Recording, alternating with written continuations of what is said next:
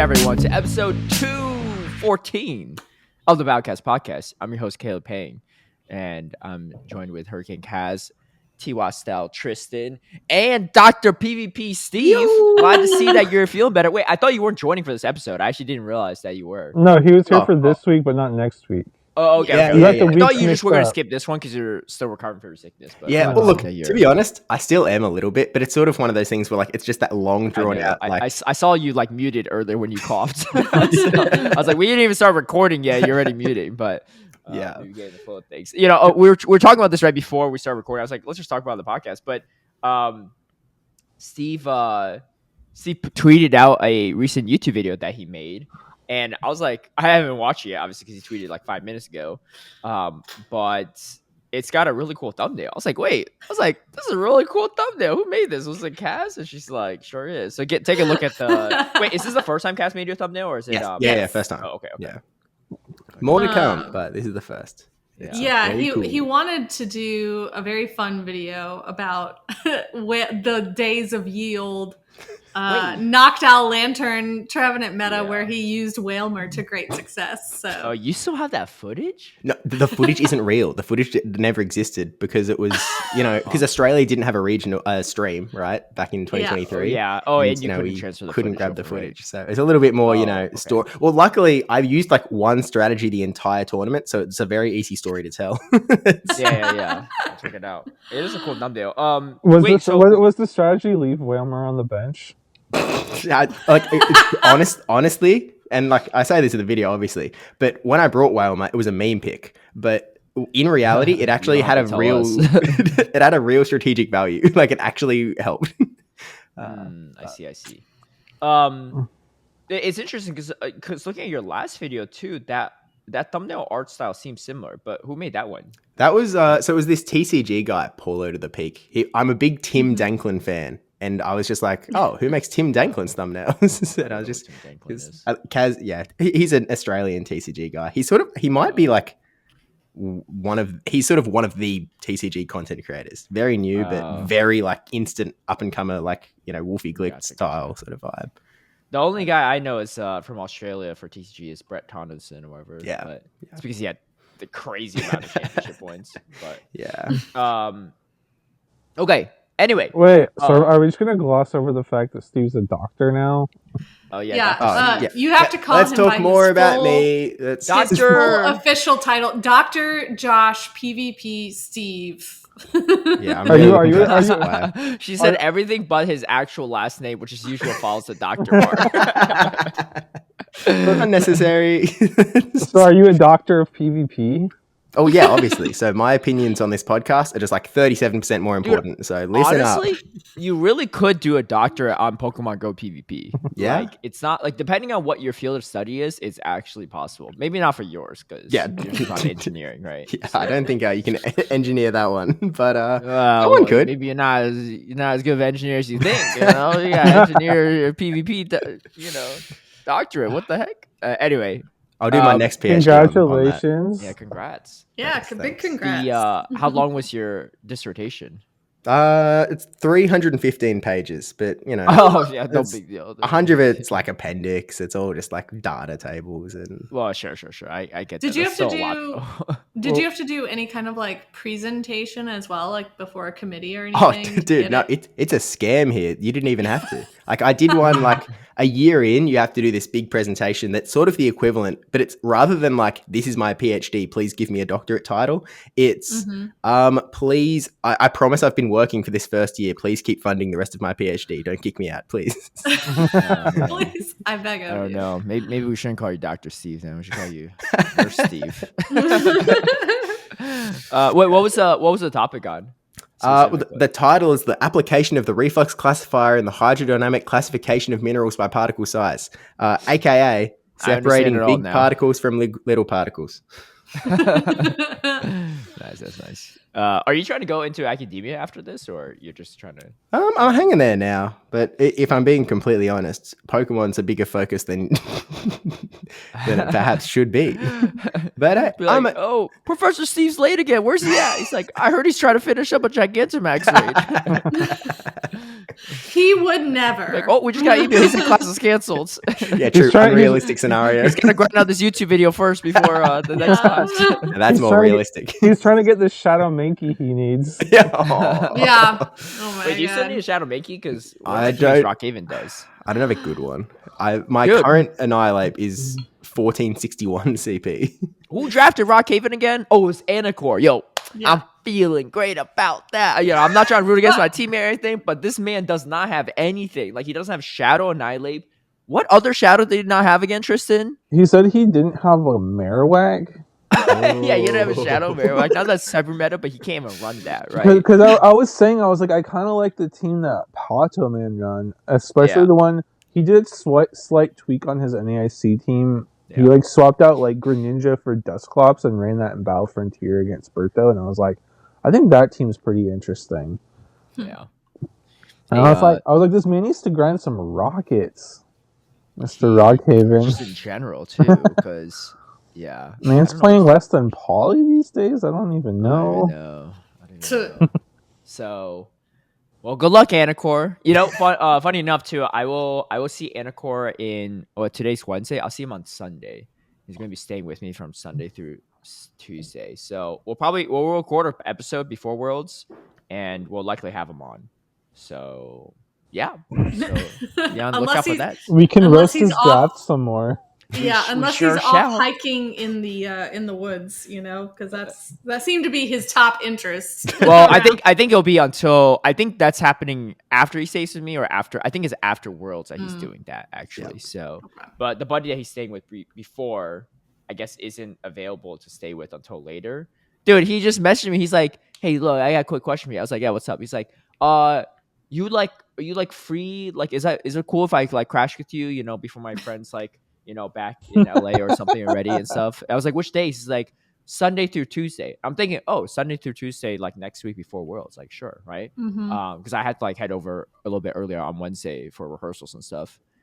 And he's like, and then we're just talking about other stuff. And I was like, yeah, I'll tell you in person. He's like, all right, cool, we'll chat this weekend. I was like, wait, what? This weekend? I was like, wait, you're coming this weekend? Like, this is still like over a week away from Worlds. Like, we're like 2 weeks away. He's like, oh, yeah, I'm coming this weekend. I was like, oh, dude, what if I wasn't free? Like, he literally asked me, like, what, like 3 days before showing up? He's like, if you're free, 4 days, I guess. Wait, this weekend is like a week before Worlds. You said 2 weeks. It's the Worlds is, I guess it is next week. Next week. Yeah, like today's Wednesday, and the first day of Worlds is next Friday. Shoot, I gotta buy my suits. I gotta schedule that. I mean, I my plan is to buy it like the Tuesday before, like right before Worlds. Are you taking Butters out for a date again to do it? I know it. Hottest date there is. Don't be jealous. Man, 6'5", tall and not so dark, but pretty handsome. So.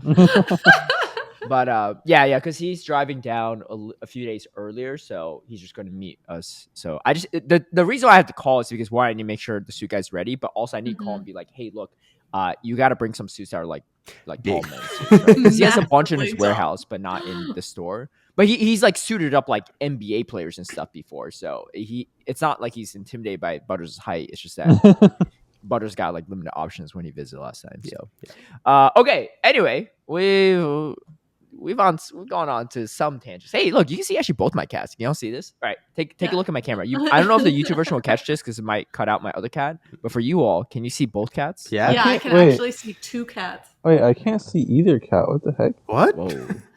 You have your screen on? Oh, maybe like the app like shrinks it a little bit. Like it might cut off the edges. That could be true. You see you see me vertical? I literally just see from Caleb's shoulder to his other shoulders the width I can see. Built like a truck, you know. I'm wide.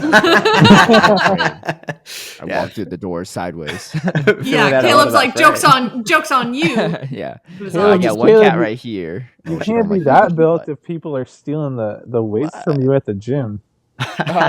Oh, dude. Yeah, I tweeted about it. It got so annoying, man. It was like people are just like grabbing. I don't know how often y'all go to like the gym or whatever, or like the weight section gym. Never.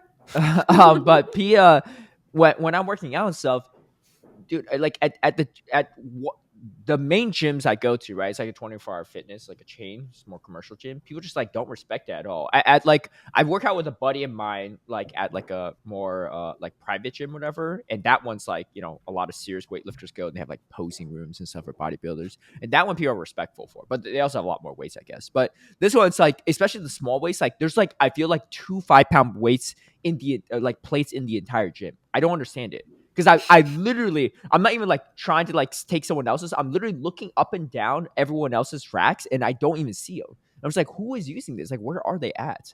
Anyway, so the 5-pound plates and then the 10-pound plates are really hard to come by. And people will just like, if I have it on my like bench when I'm working out, people just grab it when I'm there. Don't even ask me, right? I don't even care if you want it. Just ask me if I need to use it. Like, I remember I went up to some guy once and I was like, hey, are you using the 5-pound plates or the 10-pound plates? He just laughed. He's like, no, you can take it. I was like, oh, what's so funny? He's like, dude, everyone here just grabs it. They don't even ask. I was like, dude, I know. I feel the same way. Like, I'm so pissed too. But people just be doing that. And I remember I tweeted that. And then someone was like, oh, what I do is I just put my water bottle on my bench when I'm gone so people know like I'm using it. I'm like, dude, you don't even understand how like egregious it is. I'm actively at the bench working out and they're taking it off my rack when I'm there. Like, I was like, the water bottle's not going to do anything. So recently what I've been doing is I've been taking the small plates I need. I tuck it underneath my like body, right? Like under the bench so that they have to reach around to grab it. And usually people haven't tried that yet, luckily. But I only just started doing this like a week ago, so it will come. Yeah. I'm trying to get back to my old ways, you know. I want people to start accusing me of using steroids again. I'm just kidding. No one's ever done that, but I used to get people coming up to me, be like, "Yo, what do you eat?" Or like, "What kind of protein do you drink?" Right? I used to get those questions. Wait! You're working out and of course coming. When is this boxing happening? Oh, dude. Well, one, I haven't been trained for boxing, first and foremost. 2, the last time I was in a gym where we were like kind of like using boxing gloves. Whoa. What is that? Well, Steve? Is it you or is it Steve? It's Steve. Oh. It's not me. No, it's Kaz. Wait, what? It's definitely Kaz. Oh. I see Mittens running around. Okay, well, she's muting for now. The way Steve's reaction was, I thought it was him because he got this like giant smirk. It looked super sus. That would have been an interesting. It's like this old alarm, like radio alarm clock that Joe got from a thrift store, and like it just started going off. Oh man, maybe it's haunted. Did you all hear about the Annabelle doll? Oh yeah. Oh yeah. So Annabelle doll, Annabelle's like, I think it's like some movies on it, but I guess it's like a real haunted doll, or whatever. Mm-hmm. And the owner that like had possession of it died recently. And I mean, I think were they old after having it for so long, right? Like, I thought that they weren't at that old of age. I don't know. Maybe I'm mistaken. Mm-hmm.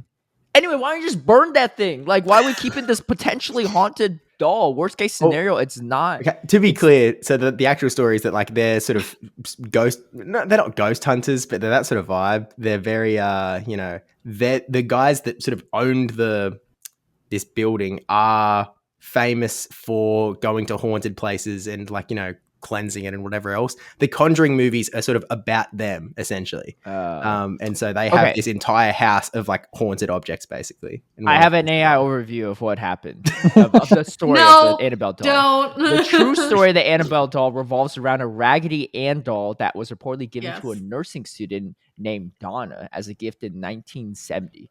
Strange occurrences began happening after the doll was introduced, leading Donna and her roommate to believe it was haunted or possessed. They contacted a medium who claimed the doll was inhabited by the spirit of a young girl named Annabelle Higgins. Eventually, paranormal investigators Ed and Lorraine Warren took possession of the doll and placed it in their occult museum. Is that it? Yeah, that's what. Nothing even. Why is it that scary then? Watch the movies, bro. Yeah, I guess so.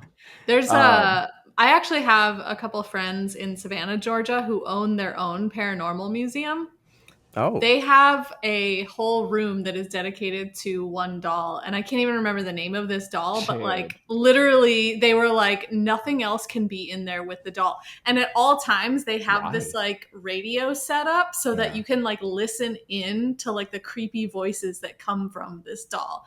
And like I straight up, when we went to visit, is there like batteries in it? Like, is it like a doll that's supposed to talk? Like, it's not supposed to talk.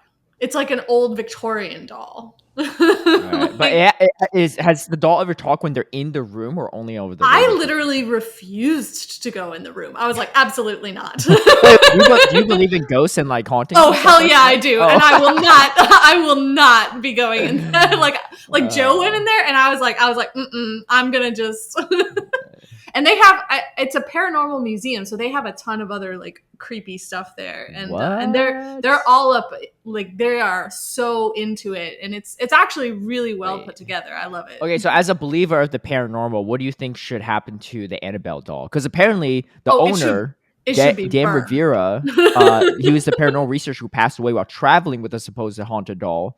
And then it was like around like July or something, middle of July. And authorities listed the nature of the incident as, in quotes, death natural.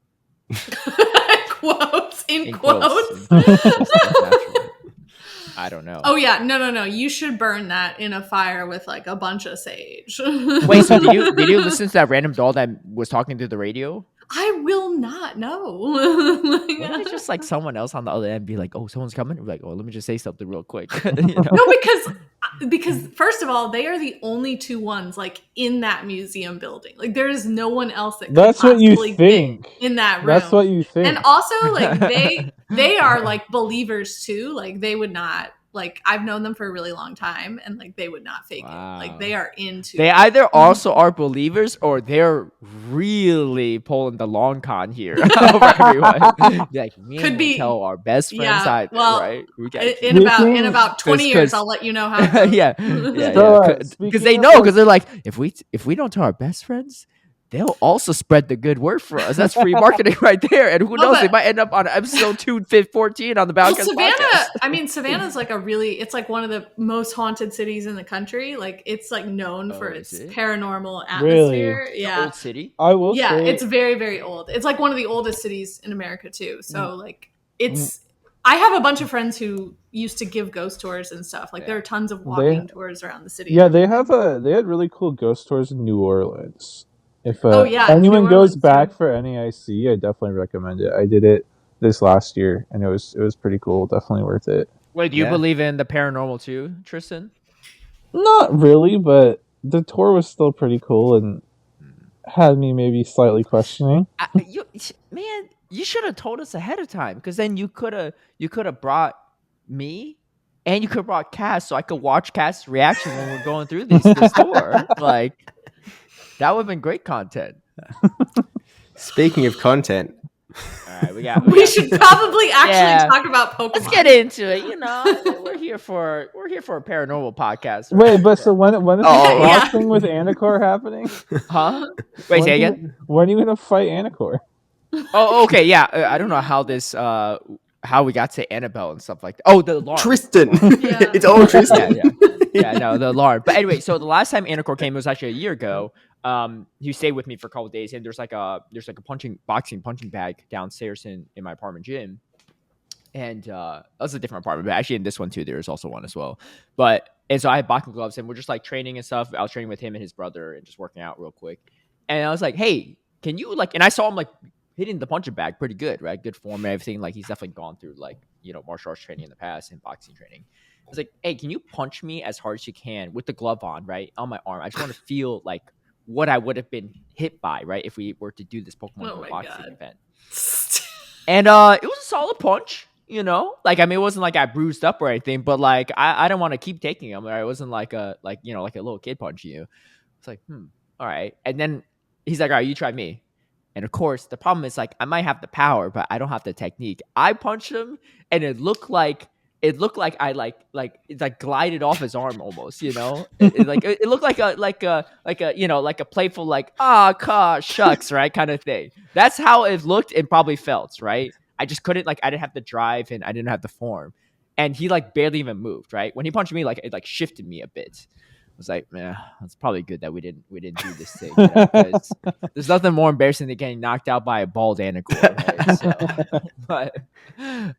So that being said, his build is like Anacor's like almost exactly my height, but he's a little bit like thinner, but like similar reach and stuff. So it would have been like physique wise, it would have been a pretty close fight, but technique wise, I think it wouldn't have been so close. So, but anyway, be on the lookout for Anacor in the next podcast. I don't know what he wants to do, but we'll probably just like hang out and just do some stuff. Last year, his brother was also here too, but this year it's just him because I think his brother's getting married soon or during like. Anacor's gonna skip that. Actually, no, now that I think about it, it can't be during Worlds. I don't think he would skip it for his brother, but what do you call it? But I think his brother was like planning for his wedding this year, so he hasn't been playing as much PvP, which is understandable. Dude, I was talking to him too. In Hawaii, I went to this cat cafe with Anacor and his brother. Dude, and he was so scared of cats. No, they weren't scared. They just like were unhappy. I'm like, you're at this cat cafe with all these like cute, fun little cats, and they just looked miserable. I was like, how can you? I only saw pictures of Anacor. I didn't see his brother was. No, his brother too. Both of them. I was like, how are you guys so unhappy at a cat cafe? What is wrong with you?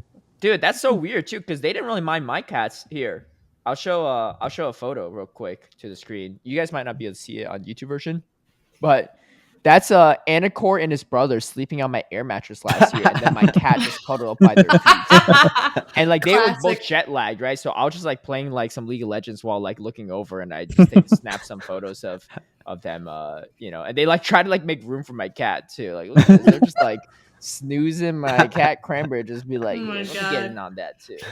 Yeah, they were just like bored out of their minds and like looked miserable, and we're just like, how are you guys unhappy? They're like, oh well, we never really had pets growing up, and we're like, so they're just cats. You just like pet them and look at them and you have a good time, but they clearly didn't. Nope. Now that I think about it, I think you're right. There was a little bit of there was definitely a little bit of like trepidation when around my cats, like when they made a sudden movement, like, oh, where's she going? I was like, I don't know, she probably just got this. I was like, what do you think is gonna happen? Yeah. All right, events. All right, events. Here we go. We have Gold Time with Pikachu is the first event. Looks like I've seen people tweet about this Pikachu actually. I was wondering, I was like, wait, I've never even seen this Pikachu, but I saw people tweet about how they got 100% Pikachu. I actually thought when I first saw it that it was like some Star Trek theme thing. What? But obviously there wouldn't be a Star Trek. I can see that. It does kind of look like the outfit. As my fellow nerd knows what I'm talking about. I would love that. Star Trek is one of my favorite shows of all time. Star Trek and collabing with Pokemon is probably never going to happen, but oh man, that'd be so good. That would be kind of crazy. Yeah. Who would Spock be? Igelem, wherever. Anyway, so in celebration of Indonesia's love for football, aka soccer, and those in the US, we're thrilled to announce the debut of Pikachu wearing an Indonesia football jersey created in collaboration with the Indonesia national football team, Timnas Indonesia. Well, if they're collaborating with Indonesia's football team, maybe they will collab with Star Trek one day. Who knows? But you'll also receive, other Pokemon in. Wait. What? You'll be able to encounter Pokemon during the event that are inspired by the favorite Pokemon of real Indonesian football players. So be sure to look out for them in the wild. So like maybe these guys actually play and they were like, no, you got to put more Charmanders out there. Yeah.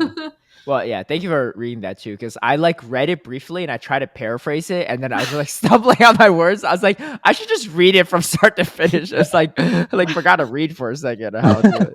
Well, anyway, I mean, the main thing is like this is an event just centralized in Indonesia. Yeah. So if you live there, like look at all the details of the bonuses. Yeah. But the main thing is like for those of us non-Indonesia, like you can remote raid into the like Pikachu raids that have like the soccer jersey. Yeah. So like I want to try to get one just because I like the jersey. I think it's a cool little costume. I know some people have been like remoting it like crazy for like the shiny or the hundo or stuff, but like I'll probably just be a one and done just because I want to get one. But although important to like keep in mind as well, because this is an Indonesia based event and it posted in local time, you cut a day off that time. If you look at like, I have this long to get the Pikachu, like you see August 9, that's going to be August 8 for most of you. So like, yeah. Also, keep in mind the raid times too, right? Because these are only in raids during the raid duration of Indonesia time, not like oh, it's like 7 p.m. my time. There might be a few raids, but like if it's the middle of the night for them, then no, not the case, right? Anyway, various event bonuses like two times incense duration, buddy catch assistance, 2 times XP, etc. for catch Pokemon, nice, great, or excellent throws. Anyway, a very localized event, but for those in the area, I'm sure you're already taking a look at it. And by the time you hear this podcast, it'll be at the tail end event or it's already over. So snooze, you'll lose. But that's gonna be that. We have another event, Rocket Takeover. This one's huge. Huge, I tell you. All right, so first of all, it's a rocket event, so you can TM Frustration, which is big because the event starts before Worlds. Yep. It goes through like the end of Worlds, so like not the most ideal time frame for competitive players in my opinion, but at the end of the day, it's before Worlds, so at least it's not after. But we have some new shadows. We have the Shadow Charge-a-Bug line, which could be pretty interesting. We have the Shadow Talonflame line, which is going to be pretty big. There's also a few other random ones. The Shadow Starmie line, the Shadow Picky Peck line, and then the biggest one is going to be Shadow Giratina Altered. Question for you all. How many extra super rocket radars do you have to do this? We're not like you, bro. I have one extra. You're not like me. You're not built like a truck. But first of all, before you ask that question in the group, you should probably separate me out because I don't hoard that stuff. Why wouldn't you hoard that stuff? Because, like, I don't use shadows. Well, I know you don't use shadows, but wouldn't you? I guess, using a bunch of purified Giratina is kind of... Wait, when you purify, does it go over level 20? Yeah. So you purify to level 25. So Kaz, what are you going to do? Because this might be the only way to get a Great League Giratina altered. And it's probably going to be a top 5 mon, in my opinion. I respect it, She's a person of her principles, and she's going to stay true to it. I'm gonna die on this hill. Hey, we don't die in Pokemon, right? You can faint on that hill, though. I'll faint on the hill. Yeah, many times. I'll get knocked off. I'll get knocked off the hill. She'll just bring 6 Charmers to the next event she goes to. That's right. Ain't no way you can handle that. Oops, all Wigglytuff is my new strategy. That does sound like a terrible time for Giratina. Not gonna lie. You want to throw a double resisted Dragon Breath or double resisted Shadow Claw? Yeah, because you don't see that interaction ever in Ultra League. I mean, no one's really running Wigglytuff there, so that's actually kind of nuts. Yo, I'm ready for the new Inadequate's Giratina Wigglytuff strats because I know that's his go-to pairing with Giratina Origin, Giratina Altered. I can see it. And for the record, this event does actually start Monday, August 11th at 12 a.m. local time to Sunday, August 17th at 11:59 p.m. local time. Pretty much for week. It spans all of Worlds actually. It's a whole week. Yeah. It includes all of Worlds. So like I was saying, not ideal because like Worlds players will presumably have a travel day in there, be prepping, be competing, but so like less time to grind. Speaking for himself here. So, it's not ideal for me. I gotta travel there. I still gotta prep. I gotta just still take an Uber to my hotel. So are the new shadows allowed at Worlds? Nah. So the new rule is like it's actually a really long time because it's sort of nominally a 2-week rule, but it's actually really bad wording on the website, to be honest with you, because no one completely is confident what the rule is. There seems to be a big guess, but the big guess is that 2 weeks have to pass, and then it's eligible on the next Tuesday after that, which means that I think this time, because it's being released on a Monday, that it's sort of 15 days before you can use any of them. Oh, it's Tuesday, ain't it? Yeah. Speaking of some British terms too, I did hear Stoke-on-Trent finally, but not in the context you all thought. I was watching Love Island UK, and one of the people came in, and she's like, "Oh, I'm a bombshell from Stoke-on-Trent," and I was like, she didn't say it like that, right? She said it in an accent, but do the accent. Do that. Do the accent. I don't know. I recorded that clip and I sent it to our group chat from the draft thing. Like, yo, Stoke-on-Trent. And then Anacor sent us some weird video. Yeah, that was You said it was a kids show, and I was like, what?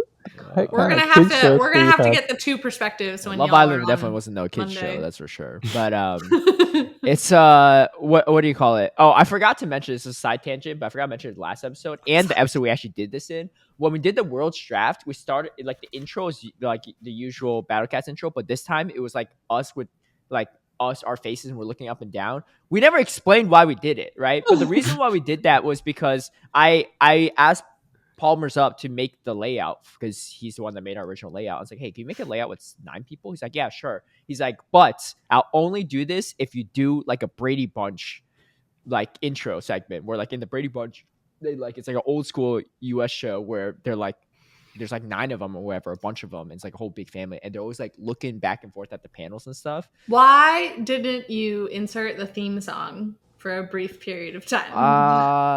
I don't know if it's copyright issues. DCMA. Right? DMCA, yeah. But the thing is, our YouTube channel technically isn't monetized, so I don't know if it's so. What I'm worried about is like monetization is not an issue there. But if you haven't subscribed yet, subscribe so we can monetize. We need like 1,000 subscribers on YouTube. I know there's more than 1,000 that listen to this. Some people just don't listen on podcasts and stuff, or Spotify and stuff. That's fine.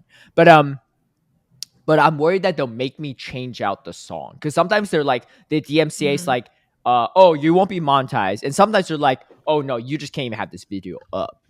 Like I think Taylor Swift's a big one, where like if you use any of her songs, she just gets your thing removed. Like she's like, she doesn't even care about monetization. She's like, you're not allowed to even have my song up there, right? Yeah, we don't want the episode just like removed from YouTube. So yeah. We need the explanation for why Anacor is going to be bald one day. So anyway, so I never explained that. So for anyone that was confused, and it was also tough because when we're looking around, what we're looking at wasn't laid out in 9 grid, like a 3x3 grid. So we didn't actually know who we were looking at. Oh, but there was a small second where I held up the jalapeno pepper, but I don't know anyone noticed because everyone was doing their own thing. Yeah, I was like, okay, look, everyone's going to be looking all over the place. I'm going to be smart, right? I'm just going to pick one direction, and I'm going to keep looking in that direction so that it's like, oh, I can just get put on the side, right? So it's going to be helpful. But then, like, it was just put in like the episode, format, I suppose. And in the way the episode was laid out, I was in the opposite corner. So I exclusively just looked off camera. For what it's worth, I did not even notice that. But because I just laid it out so that we're like the first 4, and then I went with like Speedy and Anacor, and then the rest of the hosts, right? Yeah, it makes sense.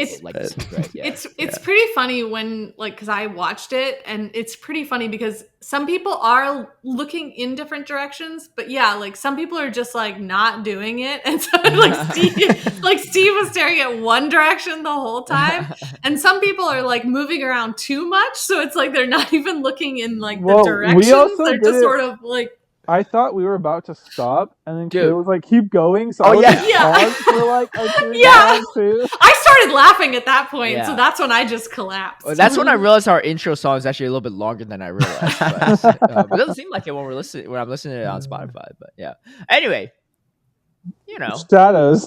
I mean that's the shadow event, really. There's not much that's a else shadow to event. Oh wait, so what are the main shadows to look out for? Fletchling, Giratina, obviously, and Grubbin. And Grubbin. But Giratina is the wait. What is what's for swallow? Charge bug. Oh, sorry. I'm thinking about what am I thinking about? Gulpin. Yeah. So I was like, no. I legit was looking at Grubbin. I was like, which one is Grubbin again? At first, I was like, is that the one that evolves in a Garbodor? But I was like, that's not right. So I can't be wrong about Swallots. No, it's Charge Bug, and like you have to keep in mind too. You have Shadow Volt Switch and Shadow Bug Bite. Yeah. Shit, I mean, and we also need to get good stat spreads too. I finally got my first ever shiny Galarian Weezing, or Shadow Galarian Weezing, and boy was that thing bad. It was like a 210. Like it doesn't. I can't even use it for Ultra League because the stats aren't high enough. It maxes at like 2200 or something. It's pretty bad. But okay, good to know. Get to grinding, I guess, and yeah, I guess I know what I'm doing backstage when. And again, the Giratina is going to be pretty big. I could see it being like a top 5 mon in Great League. Is it sim to be that good? I don't know if it's on PV Poke yet, but it does sim pretty well. It's got good bulk, and like we all know, like when Giratina Origin was good, mostly just because of the typing, because of all the resistances, right? But this one has coverage too, right? And it resists poison, bug, fighting, normal, electric, water, fire, and grass. Well, kind of a short resume, right? Yeah, so its stat product is like 2164, which is like bulkier than a Superior. I'm trying to think of what a good comparison is.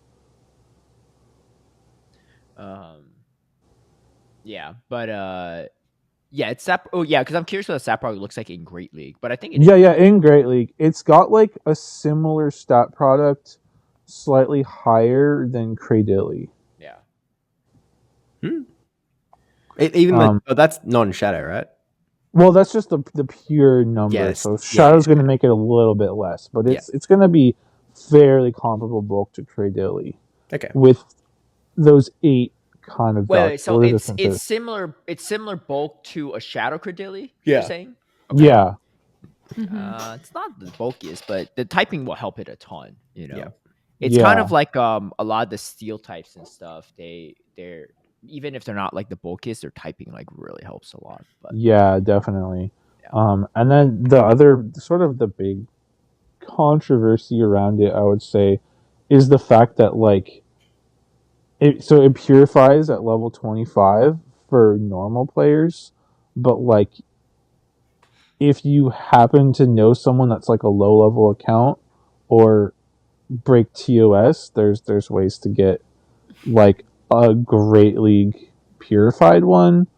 So there's a lot of sort of conversation and controversy around that, because that's probably that like purifying under like Great League level hasn't been too relevant to date, but like that is gonna be the most relevant example of this situation.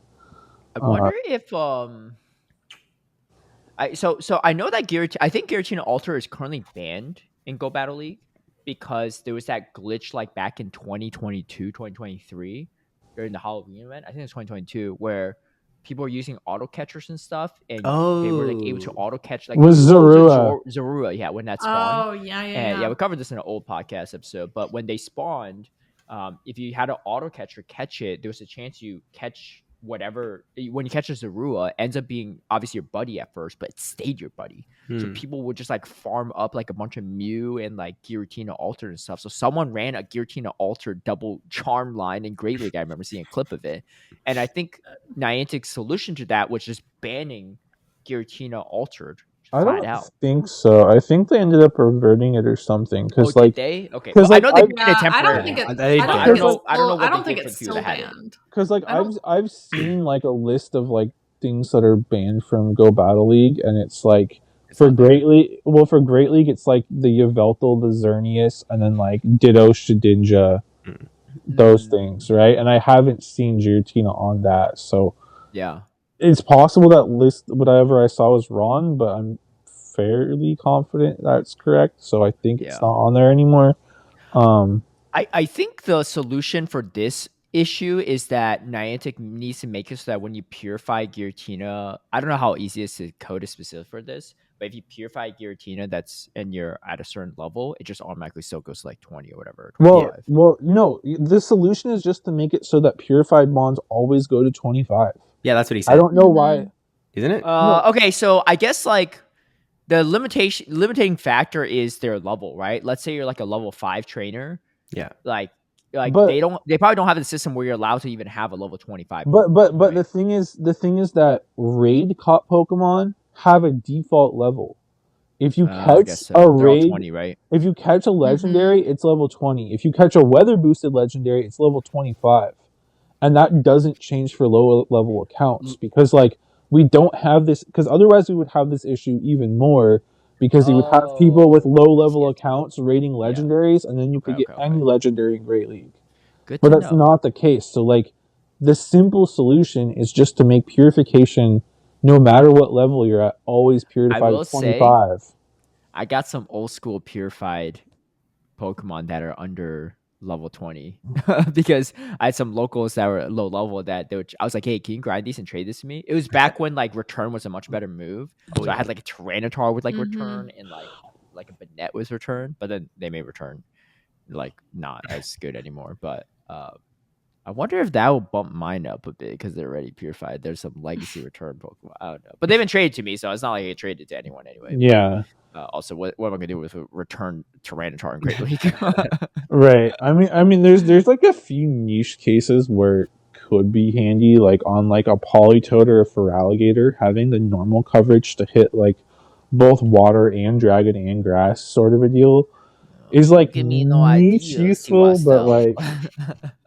But this is the first time that this sort of situation is like more relevant front and center. That's a good thing to point out. I might message some people that work at Pokemon Go and see if what they think on it, because for fairness of the competitive space, I think that's I would agree. Also, I feel like the people that are trying to abuse the system and get their own, right, make new accounts and do all this stuff, I feel like they should also thank me too if I make this like happen, because then I just save them a bunch of time.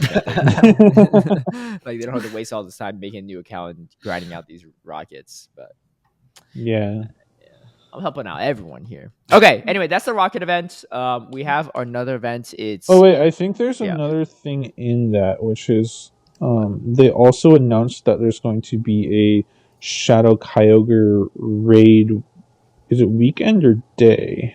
I mean, I assume it's on a different event because no, it is. Yeah, it's a weekend. It's during Worlds, I think, 16th to 17th. Yeah. So it's just that weekend. It's kind of like how when they have like Shadow Ho-Oh or Shadow Lugia and stuff, or Shadow raid, it's just a weekend instead of every weekend of a month. Yeah. So okay, it's Saturday and Sunday. So the Saturday and Sunday of Worlds is going to be a Shadow Kyogre raid weekend. Yeah.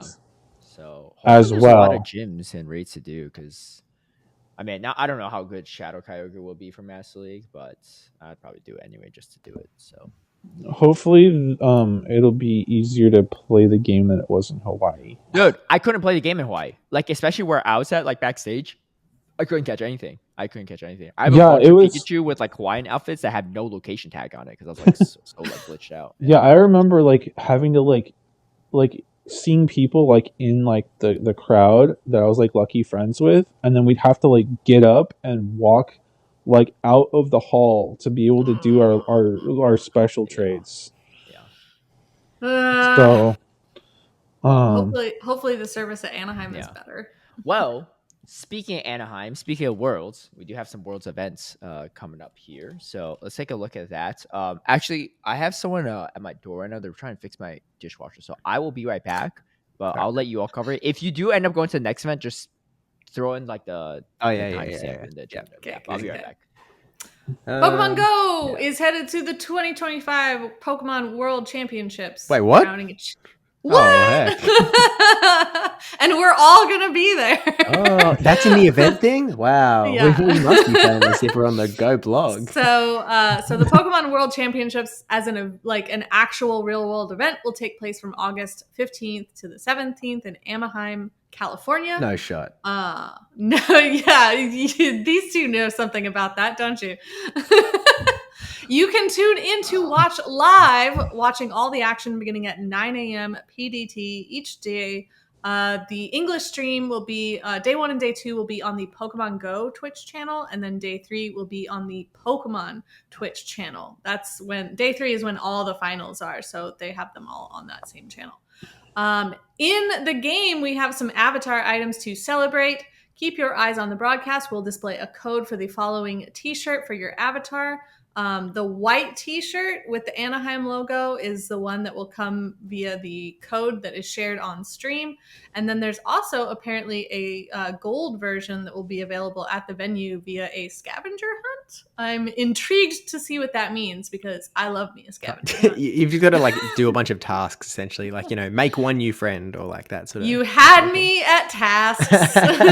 Yeah, they had it last year. It was a little in-game scavenger hunt, which was cool, and it was like you had to like spin a specific stop. I think maybe take a snapshot of your buddy in a certain area. I think like Steve said, maybe make a friend, like I love catch a certain number of Pokemon, like stuff like that. So it was a pretty cool little thing to do in game, and then it would reward you a different version of the shirt. Yes. So that's a carryover from last year. Pretty cool. They're bringing that back. Yes, and the t-shirt on both versions, no matter which color you have in the background, features the Pikachu wearing the little varsity jacket, which is incredibly cute. As far as in-game event, we have that going on from Friday, August 15th, 10 a.m. to Sunday, August 17th at 8 p.m. local time. Pokemon Go is celebrating all things at the 2025 Pokemon World Championships Go Battle League. So the Pokemon debut will be that Pikachu wearing a varsity jacket, so you'll be able to catch that in game. There are event bonuses. Up to 5 special trades can be made each day, additional Pokemon encounters along the Go Battle League reward track, an increased chance to encounter shiny Pikachu wearing the varsity jacket. What's that even supposed to mean, an increased chance? We've never seen this Pokemon It means before. nothing. It means nothing. No, it means like Pikachu rates are higher. It's higher than normal Pikachu, but the wording is like, I don't think it's going to be increased. I think it's going to be one rate ever. Yeah. So that Pikachu will also be available in 1-star raids alongside Honedge back in 1-star raids. So if you didn't get enough to swap and build one the first time, you have your chance here. And then 3-star raids is going to be Lapras, Dusclops, and Diggersby. And we got some field research tasks, which are so the Pikachu wearing the jacket will also be in field research along with Meryl, Paldean, Wooper, and Honedge. So having field research tasks for Honedge is pretty cool as an alternative way to grind those. Aside from like we didn't have that where it was introduced, right? We didn't. No, it was only GBL and raids. Great. And so we'll have GBL raids and field research for this. Are they going to be at the same level? Like, are they going to be at level 20? The field research would be 15. Okay. And then raids would be 20. I mean, we want it. We want it. Right, because you need it up to level 40 plus. Yeah. Yeah. But what was I going to say? Yeah, because we do have Go Battle Weekend. Yes. That this weekend. And it said increased encounters too, so GBL could be a good way to get Honedge as well. Yes. And then we have wild encounters. Nidoran, female, Mankey, Meryl, Paldean Wooper, Spoink, Inkay, Rookity, Fuecoco, and then some players may encounter male Frillish and Vullaby. So this is a pretty solid, like, PvP focused wild spawn pool, which is nice. Everything is pretty relevant. Everything. Yeah. Nidoran's in there. Except for also Inkay. I don't think I've seen that Pokemon in approximately 1,000 years. Well, you know, maybe the post-Worlds update is going to be a little bit more pleasant towards it. Maybe bugs aren't going to be as hot going into maybe the that's season. why we have the Nidorans in there as well. Yeah, stay tuned for Nido. Wait, which one is it? Yeah. Nido Queen buff, I guess, by the looks of it. It's the phenom. There's also, of course, paid timed research that you can do to have extra encounters, extra bonuses.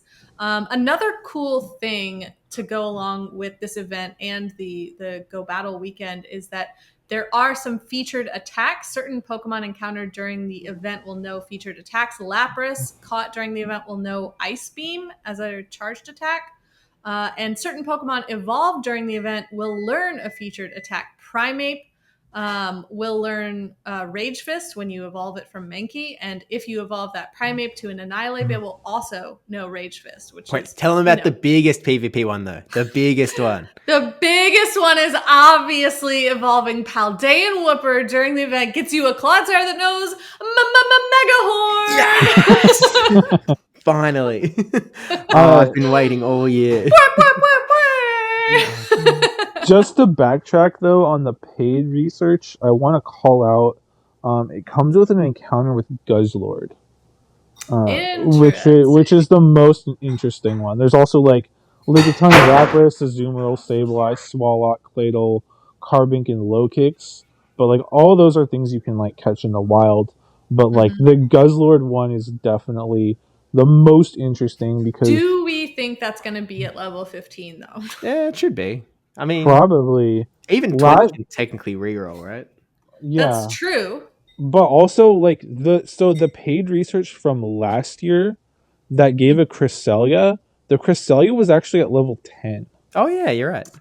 Oh, yeah, I remember It was that. like an 800 CP Cresselia or something. So it was like, it was even lower than 15. It was like extra guaranteed to be under Great League level. So what you're saying is there's actually a reason for us to care about this paid time research for once. Yeah, I'm not. Yeah, I mean, I'm gonna wait. I'm gonna wait and see what level it comes at, but I'll probably get it just because I like having more of those like Guzzlords and Cresselius to reroll because it's hard to get good IVs on them and they're greatly relevant. But do what you want with your own money. I still haven't forgiven the game for giving me my level 15 Guzzlord as a hundo. Very rude. Oh, no. Actually uncalled for, rude. So there are other new avatar items, a World's jersey and a World's visor that you can purchase from the store. Those are not like given away on stream or anything. Those are just like in the shop for you to buy. There's some themed stickers. I love those stickers. They're taunting me with Murkrow. I still don't have a shiny Murkrow, so of course it's the black Murkrow. They're just trying to poke fun at me, obviously. And then here's a really exciting one. New backgrounds in the Go Battle League. In celebration of the World Championships, there's going to be a new arena and background battle music featured in Go Battle League from August 11th to August 17th. Yeah, and it looks pretty cool. Like they have a little animation on the website that announce where all the events are, and it looks pretty sleek. It says for the Go Battle League, are we assuming that the World's battles will be on the regular schmegular background, or will that be on the fancy background as well? It says that it takes place, that these features will be available between August 11th at 1 p.m. and August 17th. So I think the battles at Worlds might take place on this background. Yeah, sometimes I've noticed that they use the terminology Go Battle League when they mean all PvP battles, and for some reason they just like mislabel it. Because this animation features Blanche, like a battle with one of the team leaders, which is something else you do in the battle screen, like your friend battles and invites. So I guess we'll have to see, but I would hope it would be featured. That would be so in game for Worlds. Like if they put all this work in, it'd be kind of weird to have like the Worlds battles on the regular thing instead. But I guess we'll have to see. Yeah. No, fair enough. And then, as we mentioned earlier, this is also Go Battle weekend from Friday, August 15th at 12 a.m. to Sunday, August 17th at 11:59 p.m. local time. And this includes all the usual bonuses, 4x Stardust from win rewards, not including end of set rewards. Maximum number of sets you can play per day will increase from 5 to 20 for a total of 100 battles per day. Free battle-themed time research, will be available. Rewards include shoes for your avatar inspired by a powerful battle tower trainer. Pokemon encountered via the Go Battle League rewards will have a wider variance of attack, defense, and HP. So this is actually really nice because if Honedge is a GBL reward, and we know there's going to be increased number of encounters from GBL with a wider stat variance, you could get a high rank Aegislash from GBL encounters. Yeah. I don't know, man. Those rates seem pretty low on that guy. It's true. I think I got one as a reward from GBL when it was available as a reward. So same. And I think that this event said that. Yeah, and I think that this event said that they're going to be like more Pokemon featured as rewards, so the pool is going to be even further diluted. I think it said there's going to be more encounters. Yeah. So like more of the spaces will be Pokemon, I think. Oh, was my read. Okay. Yeah, additional Pokemon encounters along the Go Battle League reward track. So like presumably instead of there being like 1 out of the 5 rewards being an encounter, it'll maybe be like 2 or 3. Something like that. Probably like 2. Not on the premier track or whatever. Yeah, like maybe it'll be like the first and third encounters or something. I don't know. We'll have to see what it ends up being. But like, interesting. If they gave me more Pokemon encounters instead of like items, I would not be upset. I think that's the dealio. But that's the World event. So yeah, which like and all 3 leagues, open leagues will be available. Yeah. Great League, Ultra League, and Master League. So so how do you guys feel about this event? Because like I feel like it is one of the best like PvP focused events of the year, but it also feels like a decent step down from what it was the last like year or two. Like there's a lot less featured attacks, for example. I feel like not as many like bonuses and other stuff going on. I think that expectations are too high. I think that there's plenty going on.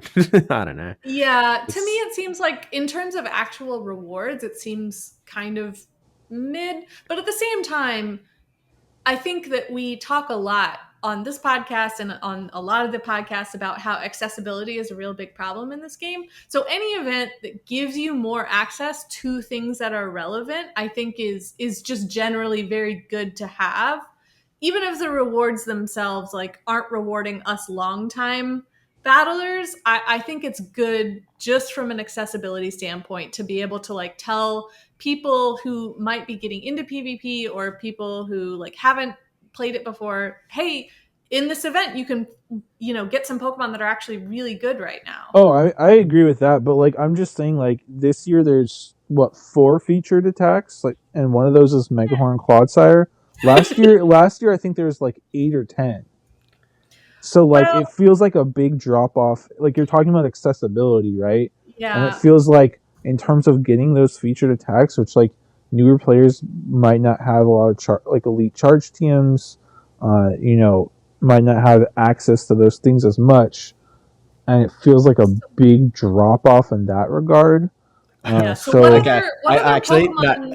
me jump in here because brother, this event is almost identical to last year. There's only there's like 4 community day attacks you can evolve into instead of like it's not that much bigger. And there's the spawns like the same level, the bonuses are like the same. It's like this is actually like the same event we got last year. It's not even a step down.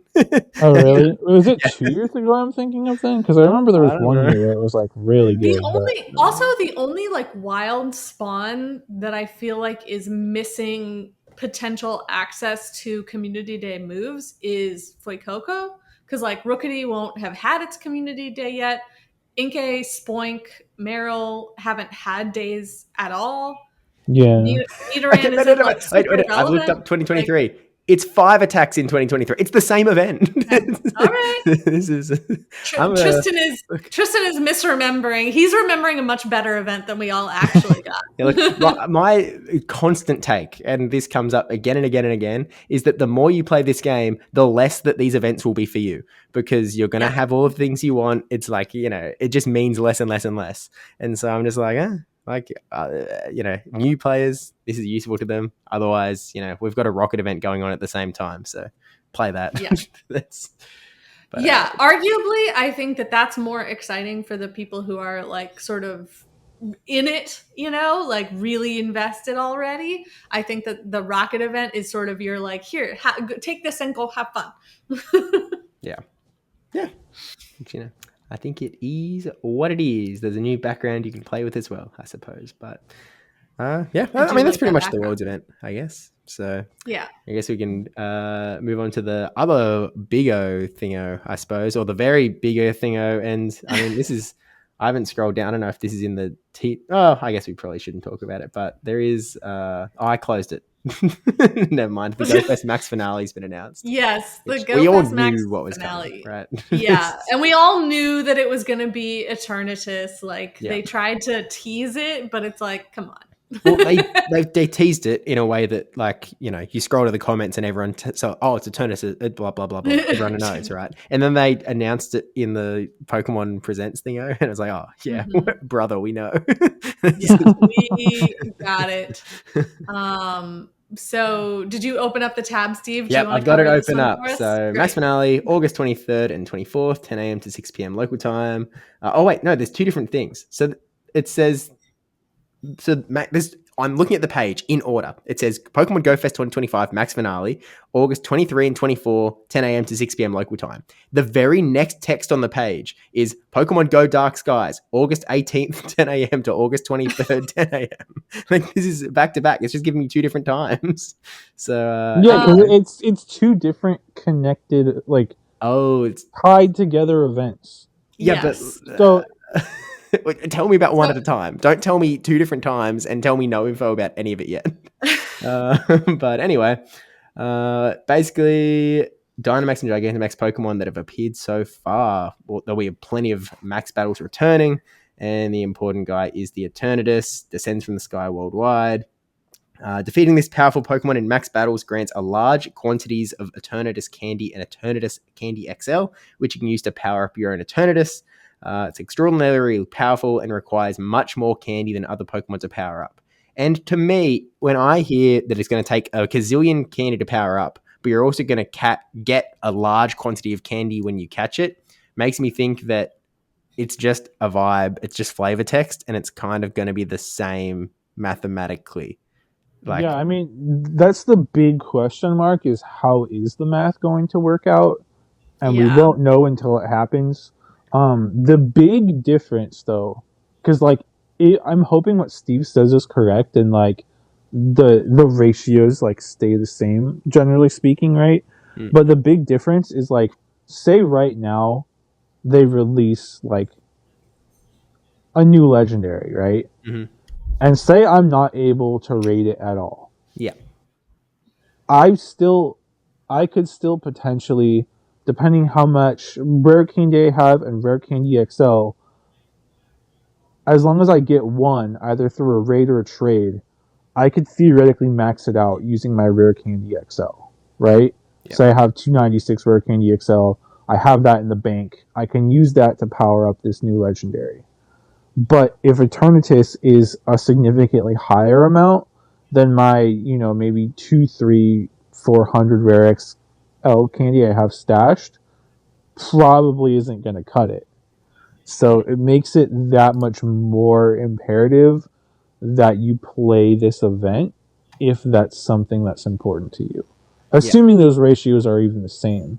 Yeah. Obviously, that's a big question mark, but like, it's sort of making it so that people who have those resources stashed up can't really utilize them for Eternatus, because it's going to be so much higher that those resources really won't go anywhere. Yeah. We also have Return of the Crown forms, so Crown Zacian and Crown Zamazenta are coming back to raids. So if you still need those or want better ones, want shinies, whatever, you'll have more opportunities to raid those. What else do we have going on? Look, generally I'm a background hater because I'm like, they don't really do anything. I don't think they look... if I'm being a real hater, I think that some of them look pretty bad. But I think there's a Dark Skies one that looks pretty cool that I'll presumably just have a chance to get when you're catching G-Max and stuff that's going to be running around.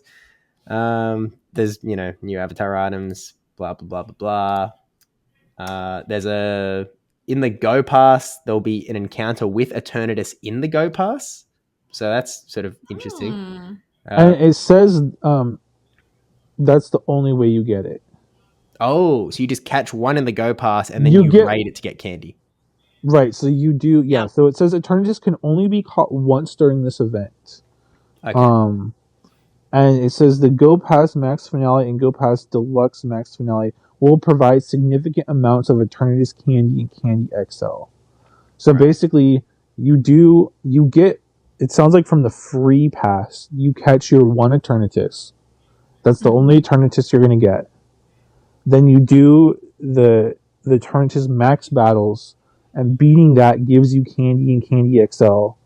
And then from the Go Pass and the Premium Pass, if you decide to pay for it, you'll get more amounts of Candy and Candy XL. Right. But you're limited to only catching actually just one Eternatus. Yep. Fair enough. Even if you get the paid pass, you get increased chance of encountering shiny Dynamax Pokemon in Dynamax battles, additional encounters, blah, blah, blah, blah, blah. The milestone rewards in the Go Pass, actually, they're kind of interesting because it increases the power for Behemoth Blade and Behemoth Bash, which is interesting, and also increases the amount of max particles you can get from power spots, increased chance for wild encounters near power spots, additional rewards from max Pokemon placed at power spots. For that sort of, you get to tier 25, tier 50, tier 75. Yeah. Cool. Each tier increases the power for Behemoth Blade and Bash. The first one does it once, and then tier 2 does it again, so even more, and then tier 3 is another level up to that attack. So yeah, they really want you to progress through this pretty quickly. Yeah. Okay. So then, continuing to scroll down the page, it actually does finally split off into what is the Dark Skies event and what is the Max Finale event. And the Dark Skies event is where basically all Dynamax Pokemon will be available through the week. There are different ones available on each day. You know what? Just look at the blog, to be honest with you. There is so much here that it's literally listing every Dynamax Pokemon. So, I don't think we need to read them all out. The only there's loads of them, but Wailmer is on Thursday, Friday. So each day is a mix of the different tiers as well. So there are lower tier ones, sort of the middle tier ones, and legendaries. So I think the big ones to call out is Monday has Dynamax Latias. Tuesday and Wednesday have Dynamax Articuno, Moltres, and Zapdos. As well as the Dynamax Toxtricity. And then Thursday and Friday have Raikou, Suicune, Entei. And Welmer. Sure. Welmer. He's sure, he says. Oh my gosh. And then, what are you even doing, Tristen? Rating Wailmer, I hope. But then it's a similar thing with Zacian and Zamazenta in that they're only available on certain days. There's the first 3 days, it'll be both of them. Then there'll be a day of Zacian and a day of Zamazenta for some reason. I don't really know why we're really bothering splitting them up after doing that, to be honest with you. But it is what it is. They're also split up from the Crown version. Oh no, those are happening. So there's raid. There's raid hours. So there's raid hours on Thursday, August 21st from 6 to 7 p.m. There's a Crown Swordization raid hour, and then on Friday the 22nd from 6 to 7 p.m. there's a Crown Zamazenta raid hour.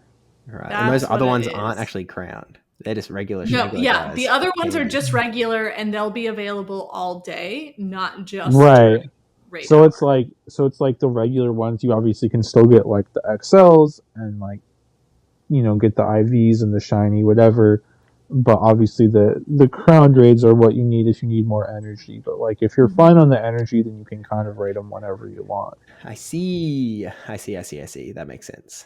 Other than that, event bonuses, obviously there's going to be more power spots, more particles you can collect, etc., all the sort of usual stuff. And that's the sort of pre-big weekend event stuff. And the remote raid pass limit will be increased to 30 from Monday, August 18th to Friday, August 22nd. Gotcha. So that's 30 just through the week? Well, it's presumably it's probably going to be unlimited on the weekend if I had to guess. Oh, I see. But that's 30 per day you can do for Zacian, Zamazenta, and or doing remote max battles, right? Yeah. And then there's also a timed research that. Oh wait, that's different than what I thought. That's a different thing. That's already like. There's a code. There was a code that gives you a timed research that lets you get your choice of a Gigantamax Rillaboom, Gigantamax Cinderace, or Gigantamax Inteleon with the background. That was in the Pokemon Presents, right? Yeah, and you can't use the code anymore. It's already expired. Okay. Yeah, it's already expired as of the 3rd. But it is still worth reminding people that for those of you that did put in that code, it is timed research, and a lot of the stages are like time locked. So just remember to keep up with that research because it will leave your timed research page like at I think the end of this month. Yeah, my problem is that I think I mentioned this last time. I had I think it was like 4,000 something particles. I think it's more after I claimed my Go Pass rewards for July. Oh yeah. And the first step is collecting particles from power spots. And I'm just like, I can't do this unless I spend like all these particles, and like what am I going to spend them on? Is it even worth it? I don't know. That was actually also a bit of a problem for me, but I did just do tiny little raids. I don't think I'm going to finish the timed research, to be honest with you, because that first step really, because like so many of the other tasks, do this for 7 days, and it's like, brother, it's a timed research. I know I'm going to get walled off here. I was doing the math today. I was like, if they keep giving me these for each stage, I don't think I literally can finish this. I think there's maybe 2 stages that are timed. That might be enough. That might screw me. Yeah, I need to look it up, because if I'm not going to finish it, then I'm just not going to start it, because in that case, I'd rather just bank all these particles to do more Eternatus max battles. Because I think they announced it's going to be like 800 particles to do, so like it's going to burn through those real quick. So not having to spend as much money or any money on particles would be nice to do those raids. Very, very true. Or max battles, technically. So that is the Dark Skies portion of the event, which again runs from August 18th at 10 a.m. local time to August 23rd at 10 a.m. local time. The max finale is that weekend, starting right as the Dark Skies ends, August 23rd and 24th from 10 a.m. to 6 p.m. local time. And so this is where we will get those max battles featuring Eternatus, but we also will get the return of every single Gigantamax Pokemon at different hours during the day. Yeah. That's interesting. Yeah, so if there's one that you miss, this is actually a really good opportunity for you to plan to, which ones that you want to kind of like take some of your particles and friends and go do. Yeah, that's the hard thing though, is like getting everyone on the same page to want to do the same Gigantamax raid. Yeah. Especially when Eternatus is presumably the main focus in terms of like doing max battles and using resources and all that sort of stuff. So it'll be interesting to see how that ends up playing out. Yeah, and it doesn't. I assume that the Eternatus max battles are going to be appearing throughout the weekend. They don't have a specific time listed for those.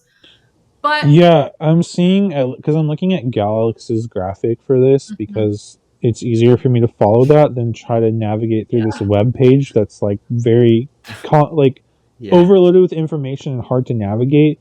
But his graphic, which again he copies all the text they use in the blog posts, says Eternamax Eternatus will take over the majority of power spots.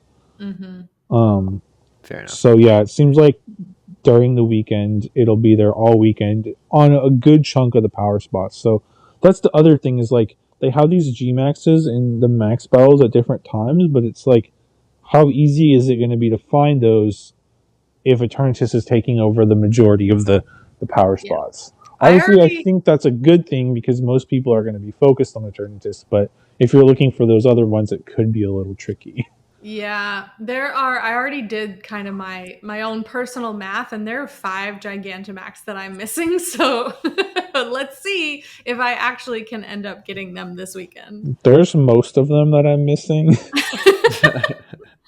I think I have both the Toxtricities. I have the Galar starters, but I don't have any of the Kanto starters, and I don't have Kingler or Snorlax. I think those are the ones that I'm missing. I'm missing a fair few. I really seriously thought you were gonna say I'm missing all of them. No, I've got a couple. I probably am missing most of them. You got the one from research. I got the one from research. I think Adelian traded me my first one while I was in Gdansk. Wait, what did you get from research? Inteleon. One of the Galar starters. Yeah. Because it's on that first page, which is nice. Yeah. And the crown form of Zacian and Zamazenta will both be available in raids as well. So if you didn't get your fill of those over the week, then you have the weekend to also do those raids. Yeah, so my pool of Gigantamax mons is apparently I managed to do 3 Gmax Machamps because that was when we were in Portland Regional. And then I have 1 Inteleon that I got at NAIC. I have 1 Toxtricity, and then I have a Gigantamax Lapras, just because Posh Queen traded it to me because we were doing like a low friendship Lapras flip, and she had a bunch of Gmax ones and not regular ones. But that's the extent of my collection right now. I'm going to be relying mostly on Zacian, Zamazenta, and maybe Eternatus to do max battles in general. Fair enough. Yeah.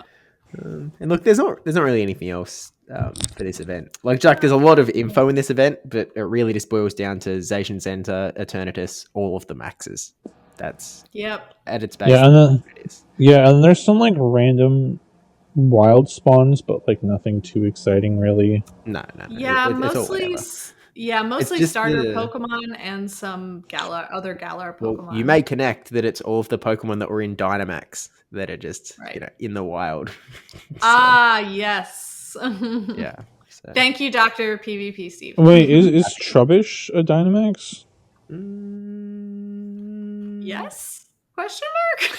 I kind of stopped paying attention, but I feel like because that's the only one I'm noticing that I have a question about. Because the rest I agree is like Kanto starters, Galar starters. It is. Squirrel, okay. I went back to the Dark Skies tab, and it is featured as one of the Dynamax. All right, so that's what the wild spawns are, and then it looks like in 3-star raids, there's also going to be the Phalanx with the Chi Chi train costume. So if you still want that shiny you have the opportunity to do it. And there's some costume Pikachu's in 1-star raids. Yeah. Nice. There's also field research featuring a couple fossils and Trubbish. So, other things. Random, but okay. The fossils are in Dynamax New. Yes, they are also available as Dynamax. So, for some reason, they put those in research and not as wild spots. All right, whatever. But yeah, that is the Dark Skies Go Fest finale event, which, have fun. It's the weekend afterwards, so enjoy, I guess. We've got the August Com Day in here, but haven't we, there's nothing new in there, is there? Like, we know it's Rookity, we know the move, we know the time, the date, Yeah, I'm not sure if we had ever talked about, the move before. Yeah, it's just it got announced in, we can skip it. I mean, it's the official announcement of the event.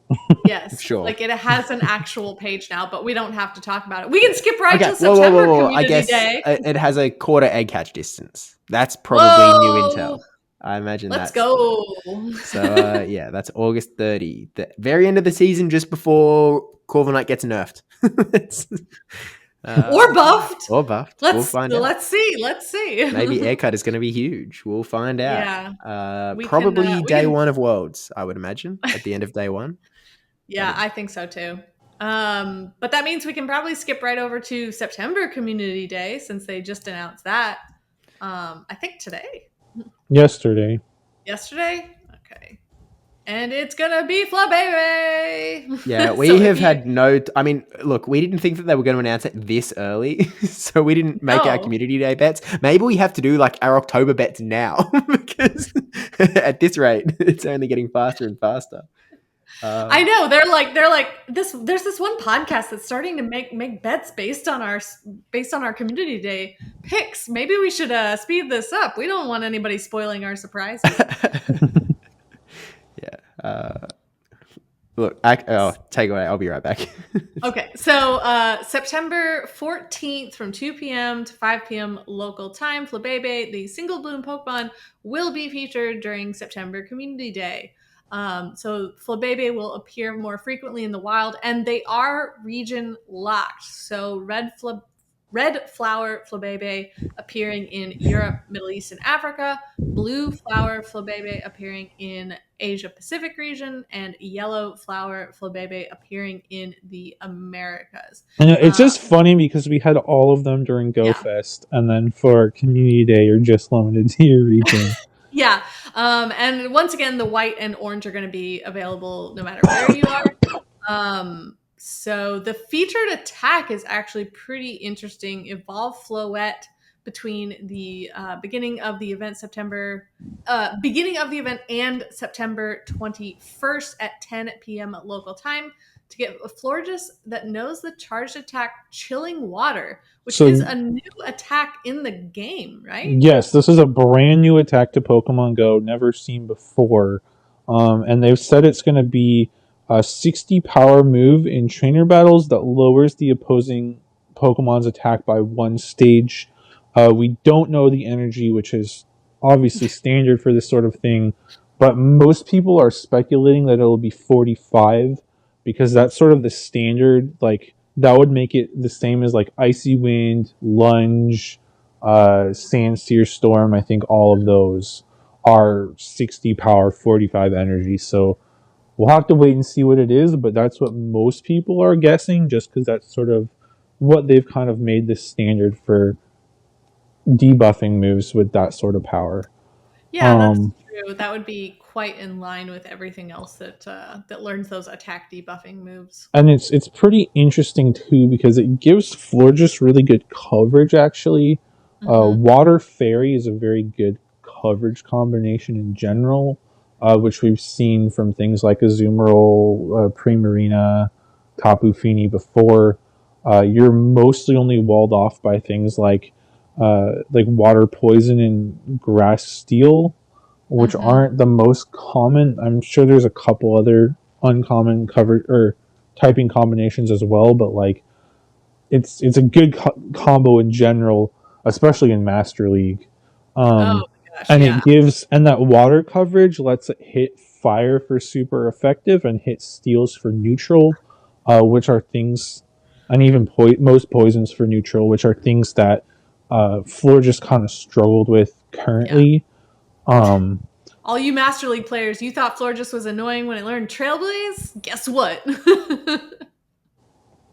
And it'll be interesting because I think it'll have a lot of different viable coverage combos. So like you'll probably want to, I guess you only really need 2, one with a move and one without, and you can just TM between the other stuff.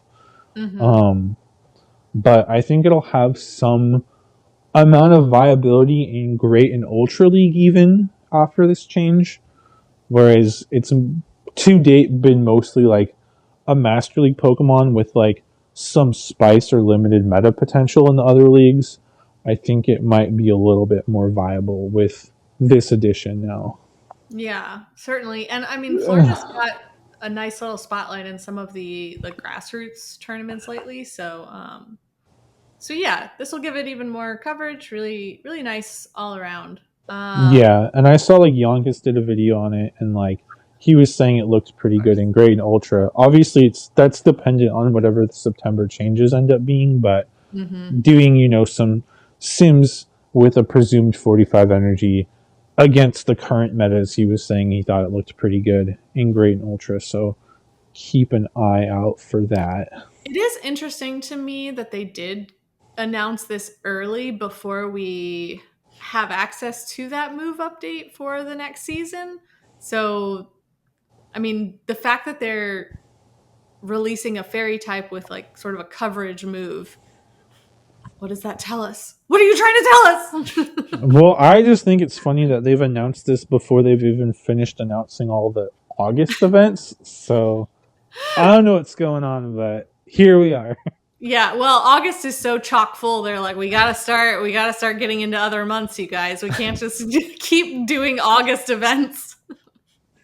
Maybe they shouldn't have done so many August events. That's what we all think in our heart. But also, as per usual, there will be special research you can buy, and there will be special background timed research that is available starting with Community Day and moving into the week going forward. Event bonuses, limited time evolution requirement, evolve Floette into Florges after earning 7 hearts with Floette as your buddy. I believe the usual number is 20, so that's less than half, which is really nice. Yeah, it's pretty easy to get like 7 buddy hearts, but 20 you can get 7 in a day pretty easy, but like to get 20 in a day, you either have to basically have to get your buddy excited, or it takes multiple days. So it's nice from that regard that it's easier to get those evolutions, especially like we said, it seems like it has viability in all 3 leagues. Mm-hmm. So being able to make sure you get those evolutions is good. Yeah. I also just finished very recently evolving all colors of Florges that I had because of that buddy requirement. Like, it took me forever. Yeah. Well, not Kaz, now you have to do all evolutions, all colors with the move. Yeah, because I do have one saved from GoFest, the red and blue ones that are not, native to my region. I did actually get one.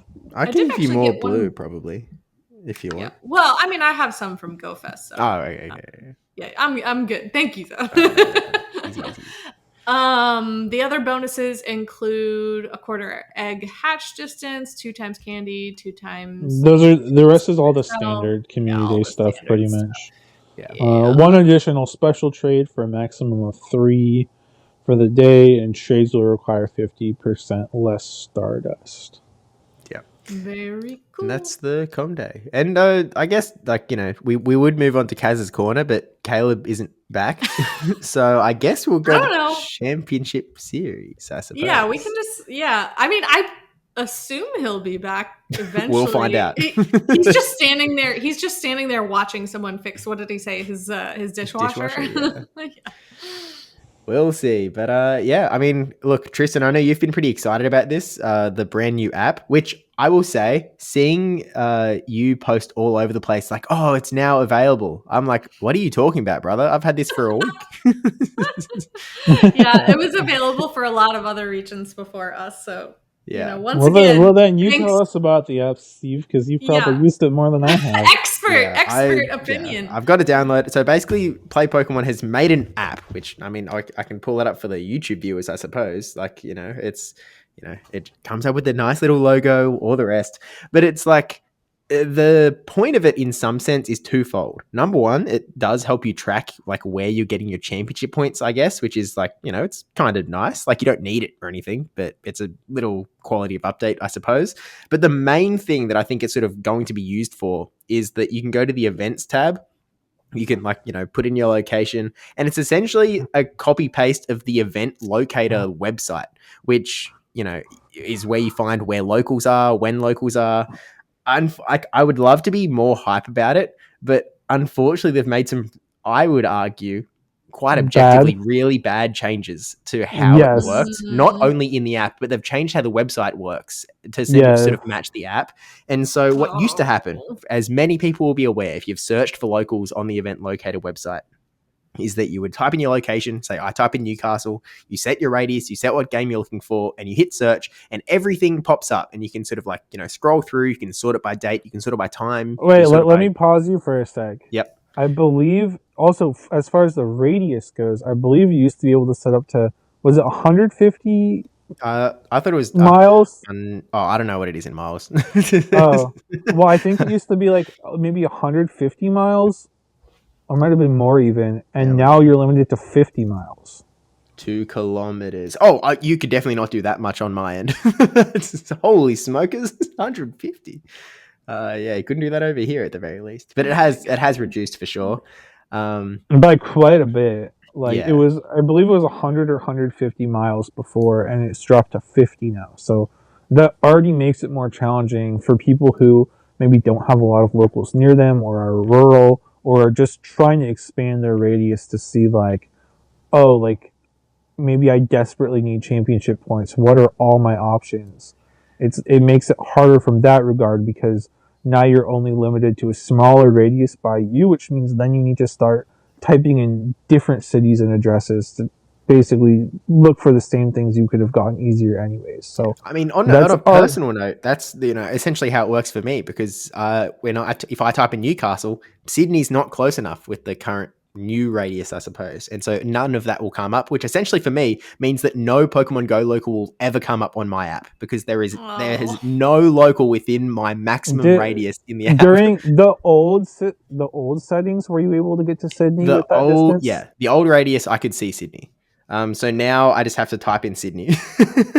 But that then brings the sort of, I guess, next problem, which is the changes that they made. And so I type in Sydney, like, these stores come up, but it's just a list of stores. And it doesn't tell you when the locals are. You have to tap into the individual store. And once you tap into the individual store, then it'll show what locals they have and when. And so it's just very not user-friendly in a way where it's like, I want to know what locals are coming up. I don't want to have to click into every single store on the list to try and find what's going on. And you used to be able to sort the list either by distance or by date, and it would order things in that order. So like I would usually sort by date, and I would do whatever radius I wanted, and I would see like, oh, well, there's this one's on Tuesday, this local's on Wednesday, there's this one on Friday, there's 3 of them on Saturday, then there's something next Monday and next whatever. And I could look in chronological order and then compare that to like my schedule and see like, well, I'm working these days, I have, this plan's on this day, but these days I'm free, and I could like plan everything out. But like now it sounds like it's so much more tedious to find that same information. So like, hopefully it's just a growing pain, but it sounds like a massive step back in my opinion. Yeah. To me, take the app away if I can just use the event website the exact same as I used to, because it is objectively a worse change. I don't know who it's for. I assume that it's just how they've coded it, and this is just, like, oh, we can sort it by store and whatever, and maybe they haven't thought of it. If they did think of it, then someone goofed up by approving it, because I really think it is just bad, and it is like, I feel like I'm going to look at it less because it's just a headache, and now I'm just going to rely on like local organizers telling me when the tournaments are, because I am just not going to be bothered to click through every store constantly. It's just too much. I think if there was a way, like if this like looking by store was an additional way to look at stuff, I think that could be a positive change. But like they shouldn't have removed the old functionality, because the way it worked before was better, easier, more streamlined, and what people are used to. And the way it currently is definitely a downgrade. So fingers crossed this is just growing pains, and they'll sort of bring back what we used to have. But I hope so, because it was like, I want to be so happy about the app. When they announced the app, I was pretty stoked, and then it just sucks. Unfortunately, because it just seems like it has so much potential, like to coalesce everything into one easy to access place. There is some other things. So like there's an events tab, and like you can search like Steve said, but like it also shows like upcoming premiere events. So it lists out like Worlds, as well as like Frankfurt, Monterey, Pittsburgh, Milwaukee for me. And it shows which ones are like open, as in like open for registration, versus like which ones have been announced but aren't open for registration. So like some of that information is helpful in my opinion. But Yeah, the event locator for locals is definitely a step back, without a doubt. Yep. But there's like little, like, again, I want to be happy about the app. They've got cool little things. Like if you scroll through your tournament history, you can there's little badges for like where you've come first, second, or third in like in a tournament or something. So it's like, oh, it's kind of groovy. Like I like it. Yeah, It's just, I've heard at least for some people that the badges are like either haven't loaded yet or are bugged and stuff. oh yeah, or they've like, seen. I think it's all good now on my end because I noticed when I first scrolled through there was stuff missing. It's like Johannesburg didn't have a badge, but in the last day, that now Johannesburg has a badge on it. So it seems like everything on my end seems good now. well, for me, I have 0 badges, and when I go through, there's one that says regional competitor, compete in a regional or special championship. It's like I've not badges. No, sorry, I meant the little icons on the tournaments. I don't have any badges. I assume that stuff's okay. I don't think that's backdated because the League Cup competitor, for example, says in the 2026 season. Okay. I heard some people say they had badges and then they disappeared or something, so I'm not too sure. I don't know if anyone's supposed to have them. I think it's sort of well, anyways, anyway. There's also there's a little news section which seems kind of handy too. I can't see how to clear those little notifications though. I haven't figured that out yet. Because I've looked at the news tab before and they haven't gone away. I guess you have to individually click on each article to make the little indicator go down, which is kind of annoying. But you have that there. There's also a spot that shows your championship points for each of the games, which is kind of handy just to be able to see that in an easier spot. And it's also nice because on the homepage, it it lists out your player ID, which is nice because that's something. Actually, that's the number one useful thing. Yeah, that is the most useful thing. That's something I always have to go digging for. I have a note on my phone with my number, and I always have to go back and find that note. Yeah. I literally have it saved as an email draft, with all my other. There's to be honest, at this point, if we were really smart, I think what we should really be doing is what Nighttime Clasher has done, and just remember the number. Just memorize it, man. It's not that long. You use it so often. My brain does not have room for that.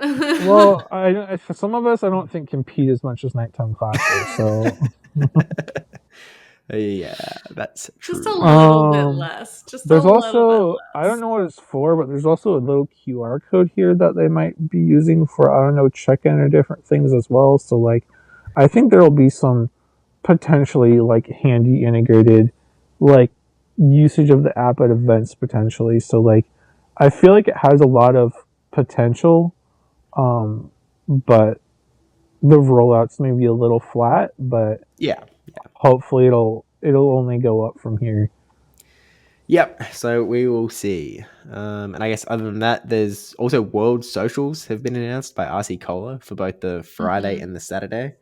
So I guess, check out on Twitter at the RC Cola 95 because he's got the sort of promo images on there. But basically, I mean, you can look. There's only 200 odd. I guess there's a few hundred people that are going, so maybe it's worth going through. Anaheim Packing District on the Friday, 7 p.m. to 9 p.m. is just a food court. So just, grab dinner there. And then they've got the Juke Joint karaoke from 9 p.m. to 1 a.m., which they haven't booked it. They've just said it's a big location. I looked up the website. It's got a max capacity of 120 odd. So it feels like we might struggle. I don't know. I don't know if it's going to work. We'll see what happens. We'll see what happens. There might be overflow somewhere else because I'm a little sus if it's not if we haven't booked it out or anything. So we'll see. I mean, there's gonna be some percentage of the competitors that are probably gonna pass on that because they'll be competing the next day. Well, 32. That's still 200 people that have been knocked out.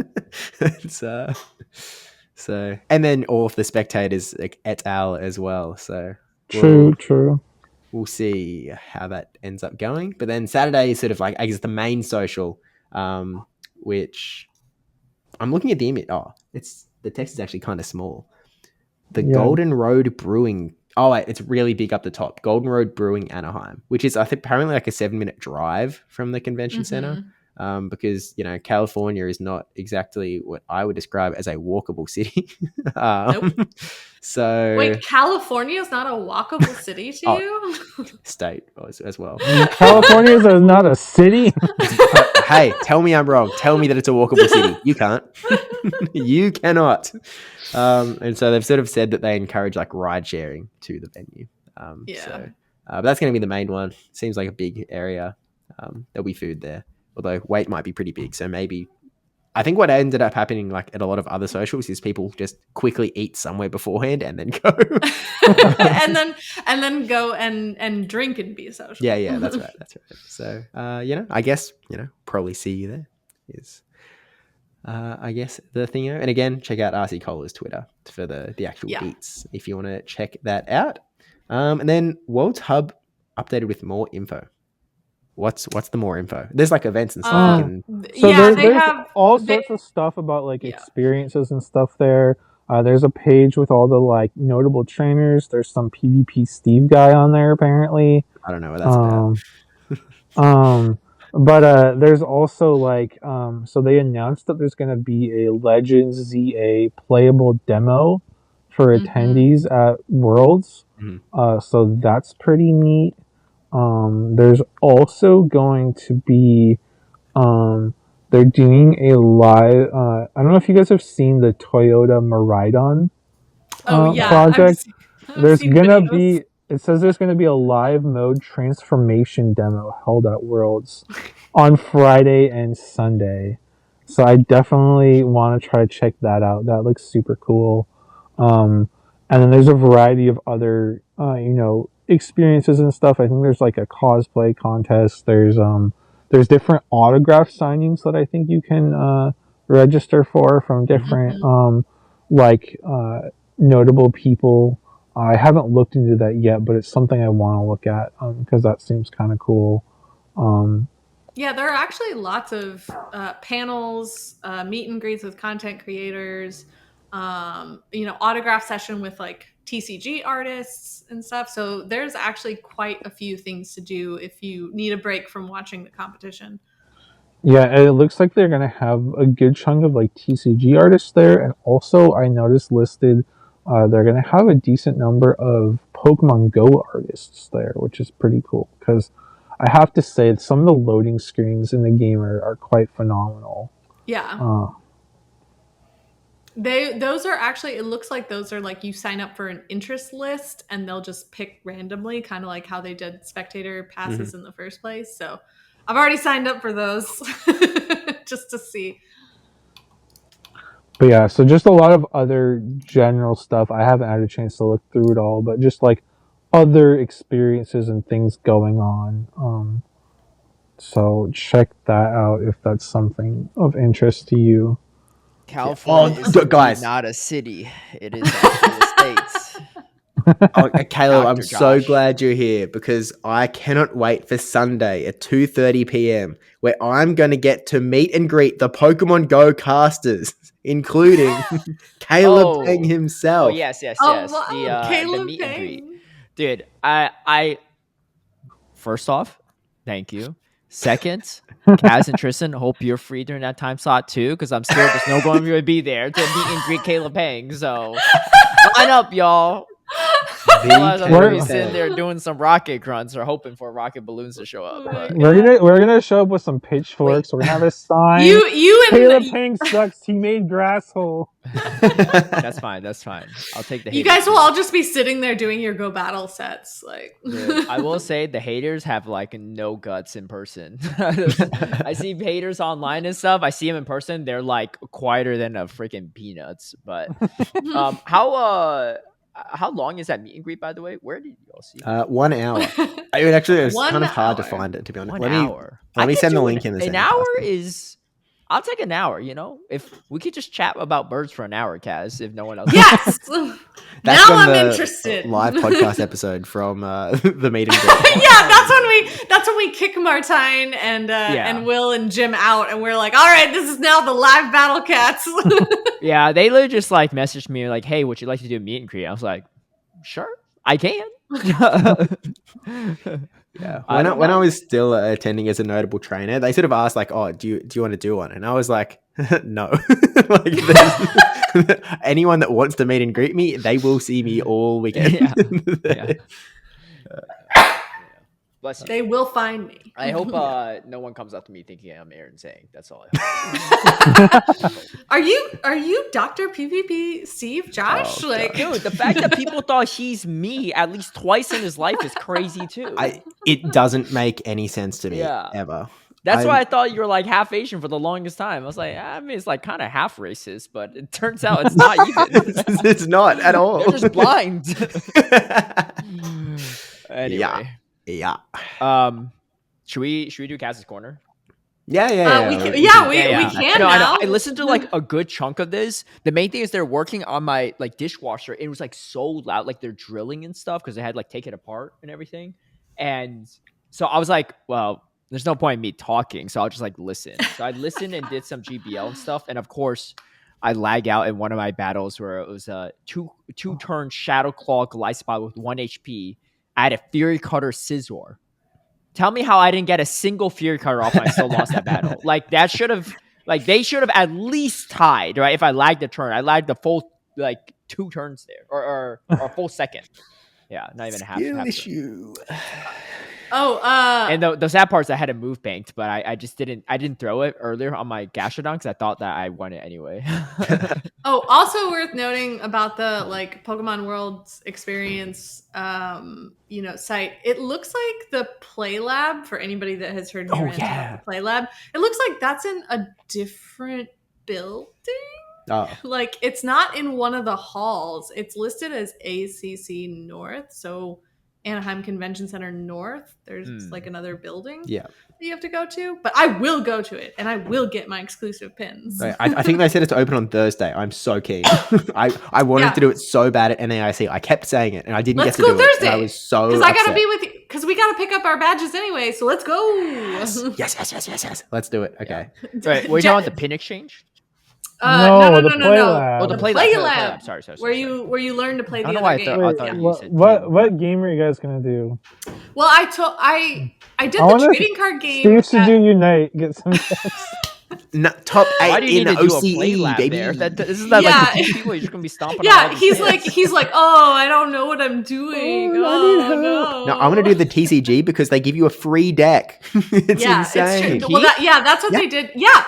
Caleb, did you not listen to me last time? It's awesome. Last time? No. Yeah, because I was talking right? about how at NAIC, Sushi and I did the Play Lab for TCG, and they have you, they let you play with these like a Pikachu deck and a Charizard deck, and then when you're done, they just give you a box that has both of those in it, that's like pretty dope. each individual. So cool. No, I do not remember you saying that, but and they give you an exclusive pin for participating. So the steel trap is no longer trapping. The steel trap needs some de-rusting, is all I'm saying. All right, well let's all those punches to the head I hypothetically took from Manicore that I didn't take. All right, well let's go down to Kaz's Corner and see if we can get that steel trap going.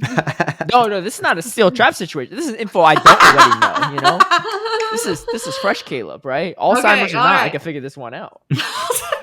Alzheimer's is game a little bit, which is a little scary. Well, we shall see. So this week we are going to talk about a Pokemon that was released into Pokemon Go very recently, Tatsugiri, a fan fave.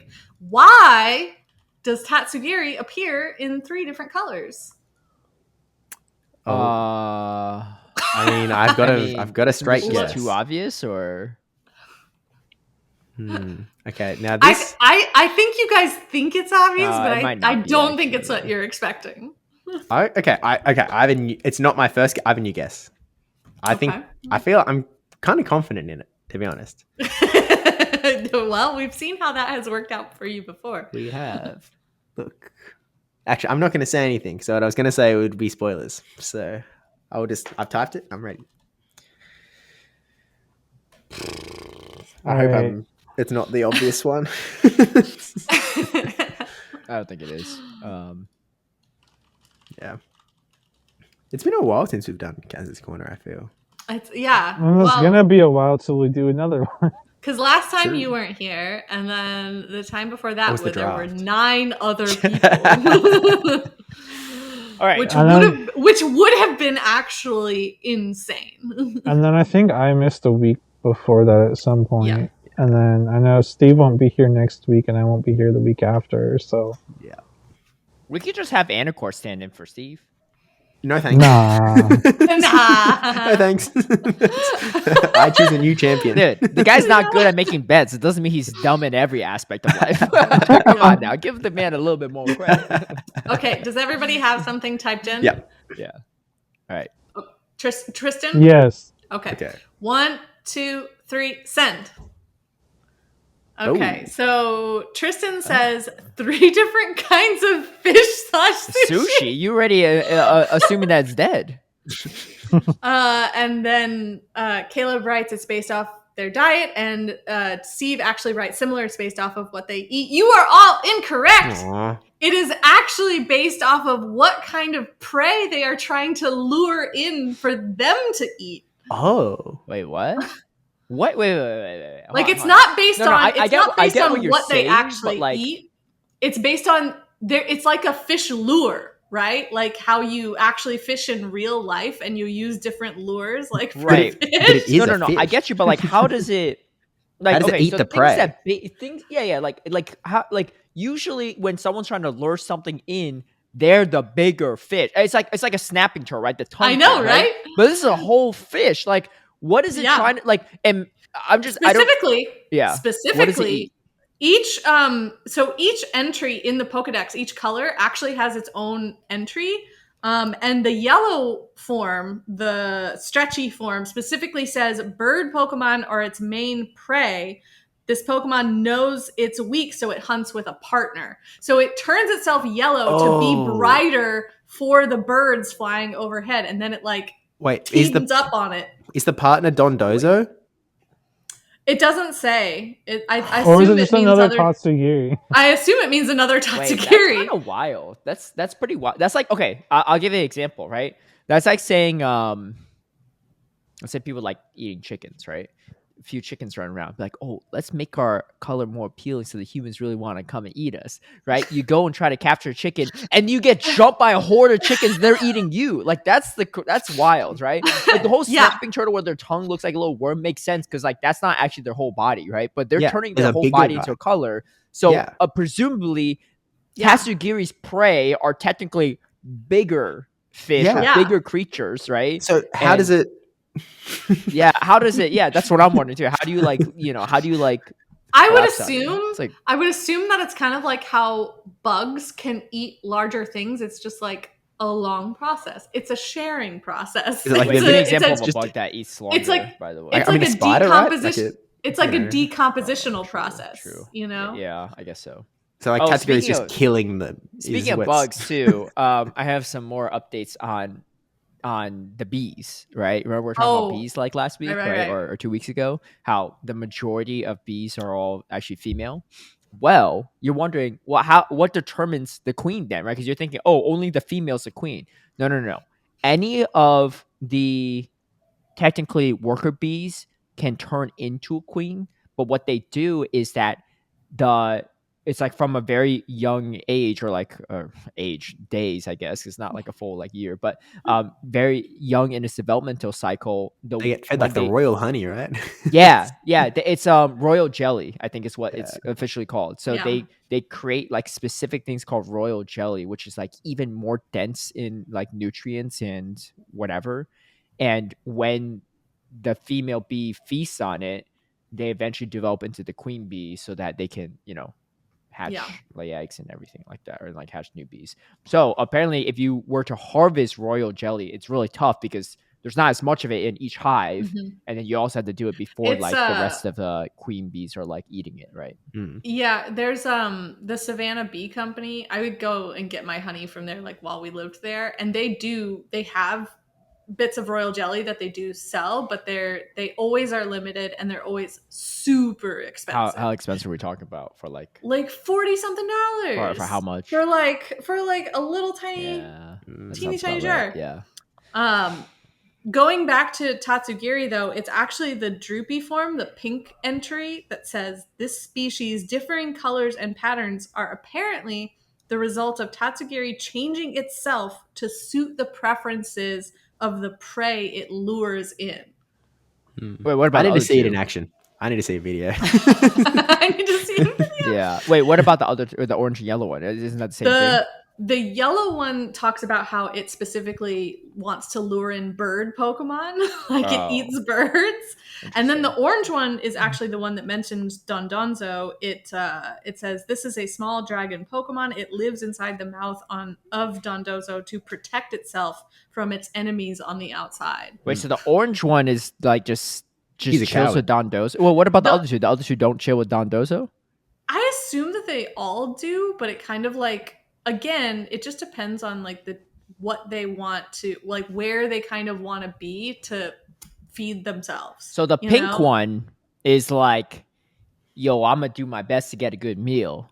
The yellow one's like, yo, screw them birds, man. I'm taking them out, right? I don't care if you like HurricaneKaz, right? I'm gonna eat all the birds, right? Too many in the world. And then orange one's like, yo, I'm just gonna chill in here and I'm just gonna be in here. Yeah, if you want to come from me, hop in this whale mouth. Don't worry, it won't close. It won't close.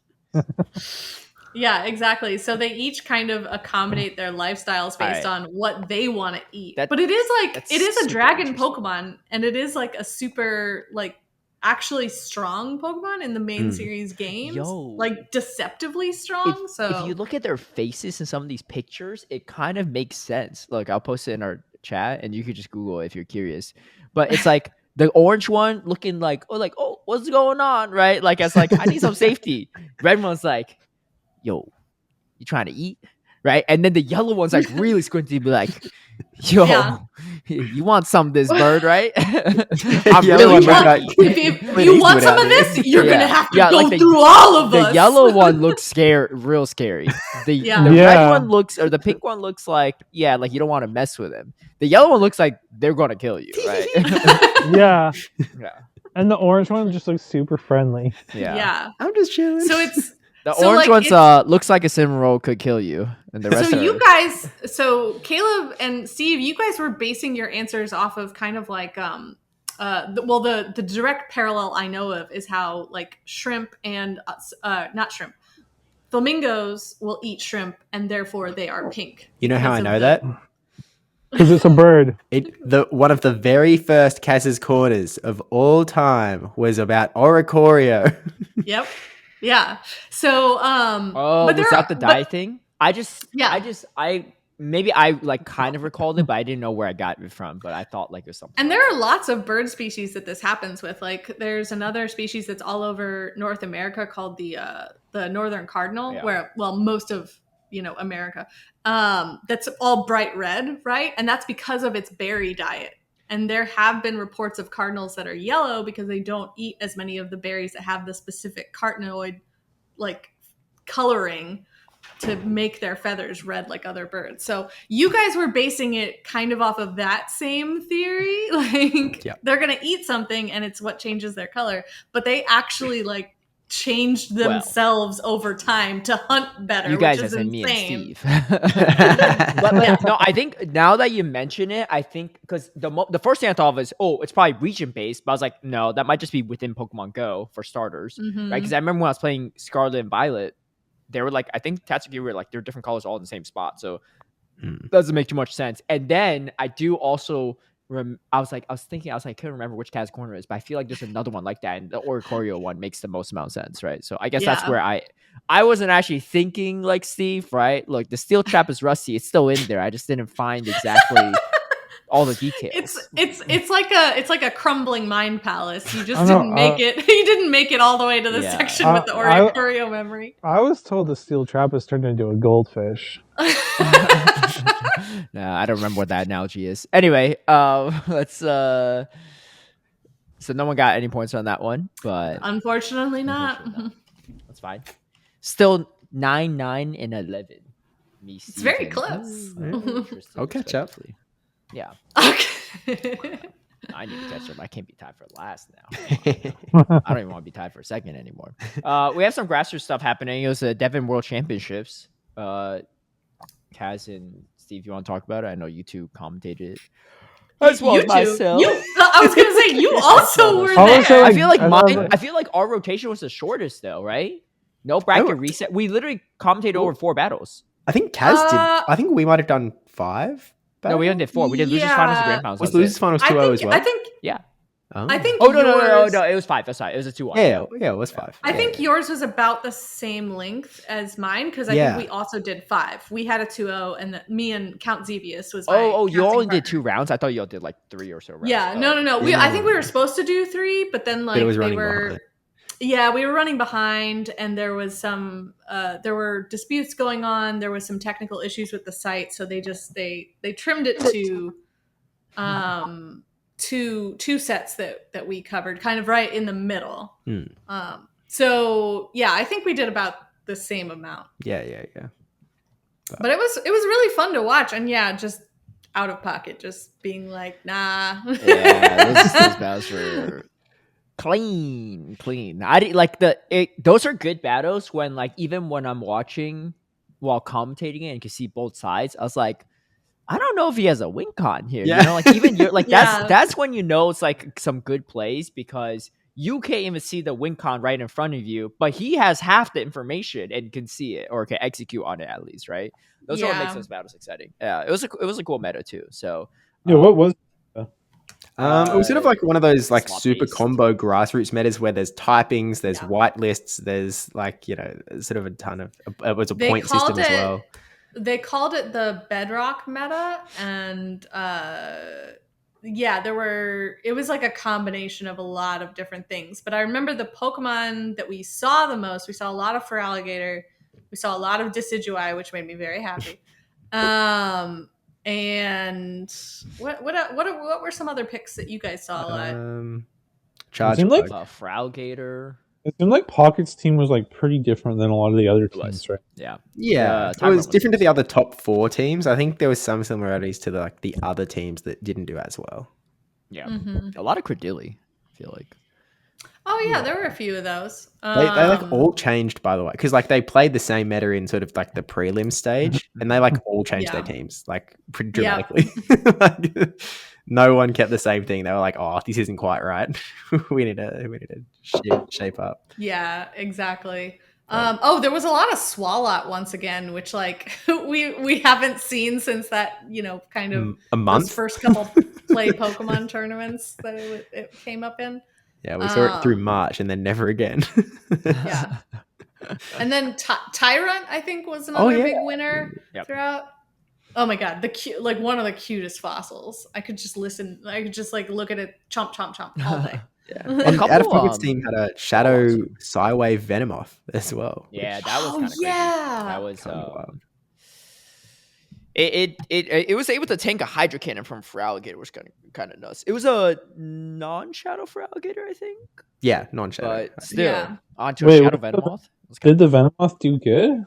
Yeah, because he brought it a few times and he didn't lose a single game, so he won. Like it's not like the Venomoth did good; his whole team did good because not a single one of them took a L. So yeah. I don't. It didn't seem to do a lot all of the times that I saw it. Like it was sort of often sacked.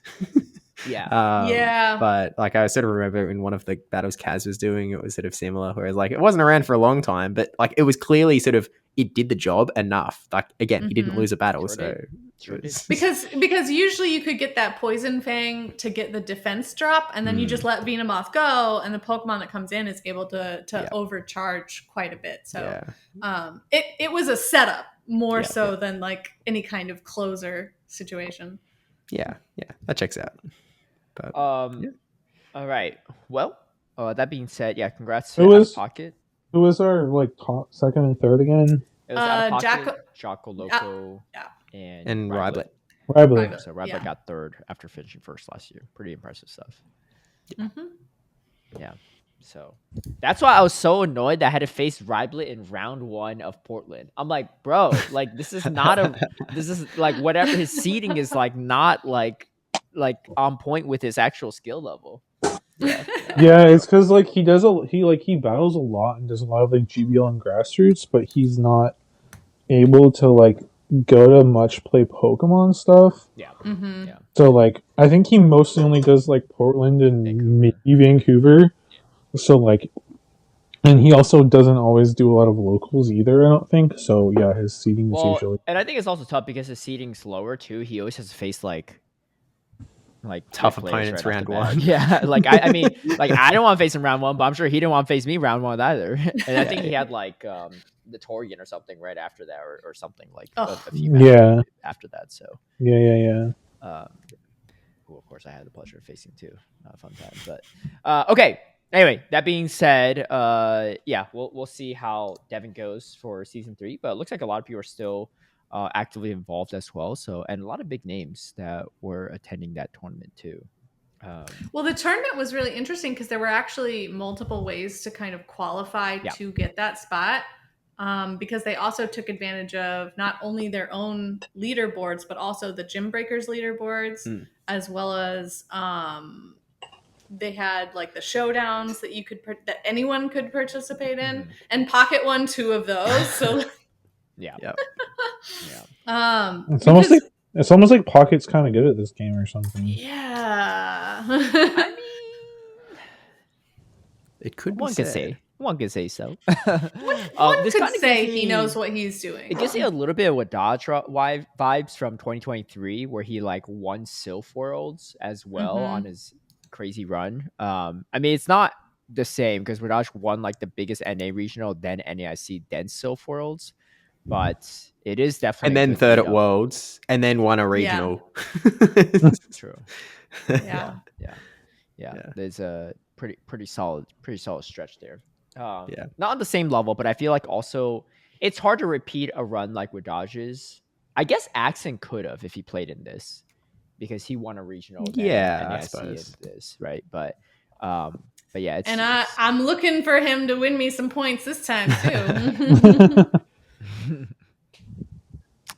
Oh yeah. Look, I don't care if I win or not on the draft. I just hope Anacore does poorly. That's all. No, like whoever wins the draft, I'm so confident that even the person that has the most points will not have 8 people in the top 32. I don't think so. No, I'm fairly. You know what would make me the happiest is if I look at the brackets and I find out that there's no way Anacore could win right off the bat, because there's as long as if there's 3 people in the same group, then one of is guaranteed knocked out. Yeah, so you need to happen twice. Yeah. Three times. Or a group with 4. Yeah. A group of like 4 or 5 of them in the same. No, 5? If 5 of them are in the same bracket, it's over. It's literally over. No, that's done. It's literally over. Stoke-on-Trent that, man. Anyway. Professor Tristen, what you got? It's been a hot second. Man, I feel like I want Anacore to lose just because he made a dumb bet and he deserves to learn from it, but I feel like it would actually be more satisfying to see Caleb shave his hair because he's got more to shave. Everyone rooted for my downfall, but I'm only motivated by the haters. I've been playing Teamfight Tactics a lot, TFT. They had like a new like season essentially, and I like play with some friends, but like sometimes I'm just like in their Discord and just screen sharing, like I'm not actually playing with them. And one of my buddies, Henry, loves to hate watch me, right? He'd be like, I'd be losing, but yeah, keep losing, right? He's like a lobby of 8 people, right? So I'm like in last place. And the longer he watches, the better I get, man. I'll be like in 8th place. I'll finish off first. And he's like, I was like, this is so unsatisfying. I'm like, hey, man. I was like, yeah, keep hate watching. Anyway, right. Professor Tristen, what you got for us? It's been a hot minute. It has. So I'm going to continue on the trend of new moves I would like to see added to the game, because I feel like we could use some more new moves to mix things up. I think Chilling Water is going to be a good addition, but I'd like to see some more new move additions because I think they can add some more, interesting things and like some more variety and different ways to balance and buff different Pokemon. So the move that I would love to see is Freeze Dry. It's an ice type move, but in the main series games, it's super effective against water. Wait. It's an ice type move, but it's super effective against water? Yeah. It's like it's a special part of the move because it's like freeze dry. Yeah. Interesting. It's just a cool feature. Okay. Which I think would be very interesting because like right now, like oftentimes people use water types as like sort of soft answers to ices because they resist ice. But now you would have a move that would be dealing, super effective against an Azumarill, for example. Right. Super effective against a Feraligatr. Are there other moves in the game? Like, I don't know if you know this off the top of your head. Are there any other moves in the game that work that way, like that are super effective against a particular type that they don't? I don't know VG well enough. There's nothing else I know of. Like, the only thing that's like close is like the thing that hurts more if you're a Terra Pokemon, but not like a specific typing. Yeah. I don't think. Okay. I think freeze dry might be it. Yeah, because even then, like, it's such a unique move. Yeah, I mean, like conceptually, it makes sense though, right? Mm-hmm. But that's why I would love to see it in Go, is because it's such a unique move. I think it would be cool, and like it adds some like interesting effectiveness things because like it would be double super effective against Mud Boys. And double super effective against like Kingdra and Palkia. Oh. Which is pretty interesting. That's pretty crazy. Yeah. And it also makes it so that like freeze dry plus a water type move is like neutral or better against everything. Dang. Which is a pretty cool coverage combo because like right now water plus ice is good.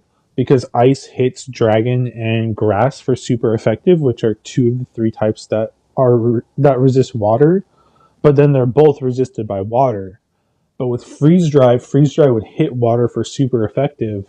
So like even if you have like a water dual type, like a Lapras or something, like Lapras would still be taking neutral from freeze dry.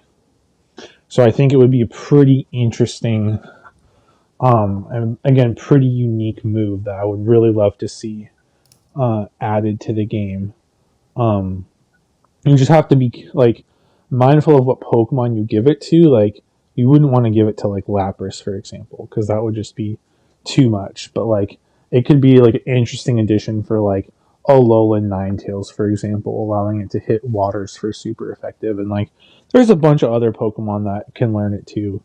But just something that's just so different, I think would be really cool to see added to the game. And it would make people have to think more about like their type effectiveness and their coverage combinations and stuff like that. Yeah, that could be cool. That could be really cool. I really wonder how change like some of the mechanics in Pokemon Go, right? Yeah, I was gonna say, I wonder how they'd like code. Like it'd have to be a special code specifically for that move. Well, you would probably just code it as like a separate. You would code it instead of it being an ice type move. It would be like you just code it as you'd make like a new type that would have the same type effectiveness profile across the board as ice, with the one difference being that it's super effective against water instead of resisted by water. Is probably how you would code it. Because like I know people that have like set up a move like this on like custom PvPoke, and that's sort of how they did it, just to like mess around with something and see how it would look. So like it's doable. You just have to like do like a little workaround like that. Yeah. Okay. I like it. That is pretty neat though, I will say.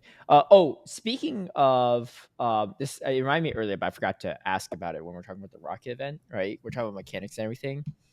I know this is all hypothetical. We have no sway in this, right? Hypothetical question to you three. If you could choose one or the other, and it has to be one or the other, which would you rather have at Worlds? Aegislash or Shadow Giratina? Be eligible. Shadow Giratina. You would have Shadow Giratina? No, we're assuming like, it releases on Monday and all of a sudden. Yeah. According to everything, all the dates. Yeah. I guess like, if you have to make I guess I would say Aegislash. If they were say they were both released at the same time, then I would say Giratina. Sure. But if they were released at the same time, I would say Iggy Slash because it's not as good. Well, yeah, I guess. Why is a man now? See, that's the thing. Yeah, it could be mechanic stuff. Yeah, I get it. Yeah, I get it. it could be. But like the fact that 80 slash isn't good will make me say 80 slash pretty much every time. Like, but that's with retrospect, with hindsight. Without hindsight, without the ability to say, oh, it's not good, then like by the fact, I would say Giratina. I kind of wish they still gave it Fury Cutter. I feel like size. I feel like Cycle Cut's just not it. You know? I mean, it doesn't No. They couldn't have given it Fury Cutter. Wait, why? Because right now it was, what did we say? In the shield form, it gets like 6 energy per fast move. Yeah. But the fast move is based on the turn duration of the fast move that it has. So if it had Fury Cutter, it would be getting 6 energy per Fury Cutter. Ugh. Per one turn. That would be insane. That would be better than Lock On. I mean, wait. Say again. I'm confused with what you're saying right now. So in the shield form, it has a special fast move. Yeah. The fast move always gains 6 energy, but the turn duration matches the turn duration of the actual fast move. Wait, so why is it? Is that intentional? I don't know, but that's just how it works. Then it's still bugged. It's still bugged. Wait. Is what intentional? Like that, it always gains 6 energy. No. Like maybe it is intentional that it gains 6 energy, but like the fact that it would depend if you have a 2-turn move or a 3-turn move, whether it's why is it not just gaining energy based on the fast attack it has?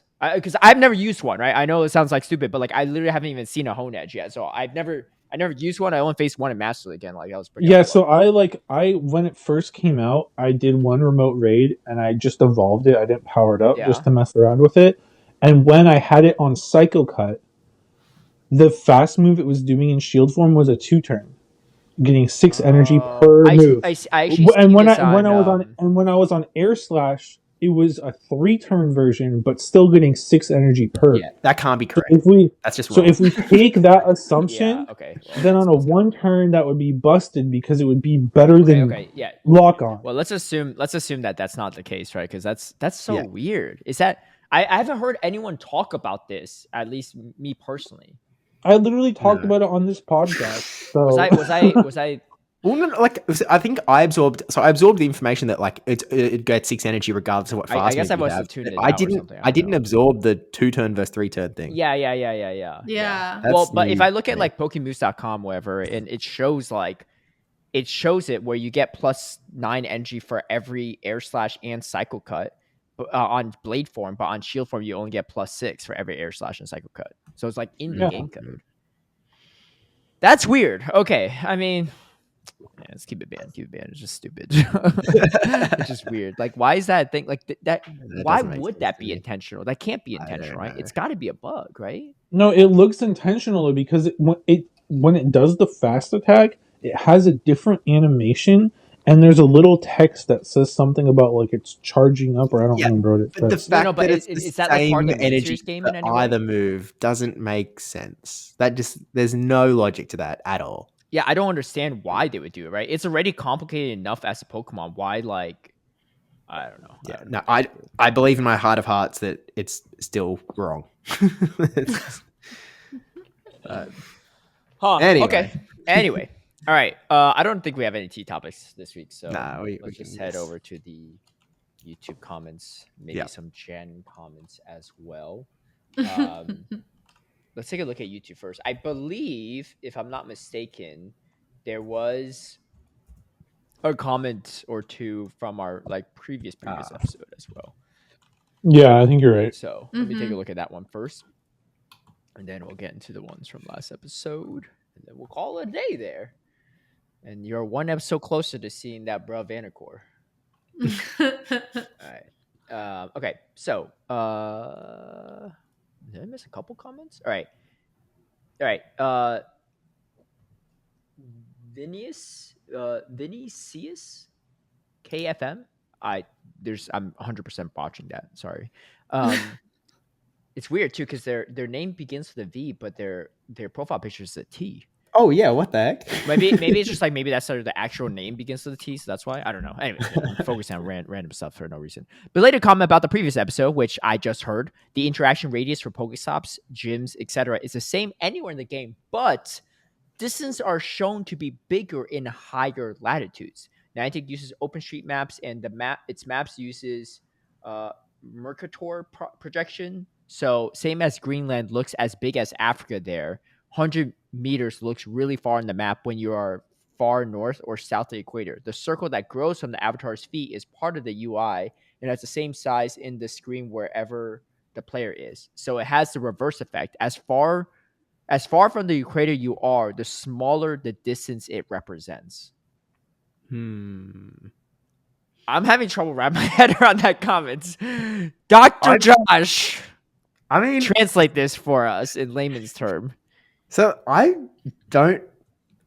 feel like it's incorrect because I've physically interacted with Pokestops at greater distances depending on distance from the equator. Like I've personally noticed it. Okay. So like say like you're right here at the Pokestop, you have to walk like a couple feet to get to. But if you're like in Australia, you don't have to walk as far to get to it. As opposed to if you're in like Japan. Actually, maybe Japan's a bad example. I think Japan always confuses me where it is with relation to the equator. I mean, let's say like it is away from the equator, but like it's closer equator than Australia is for sure. Yeah, I think so. But say you're just on the equator, I think the distance is like way smaller. Whereas if you're on the North Pole, the distance is way bigger. And whether they've changed that, I don't know. But that is true. Wait, what I'm wondering from this person's comment is, do they mean that it looks different on the map, but in reality, that Pokestop's actually a lot closer to you?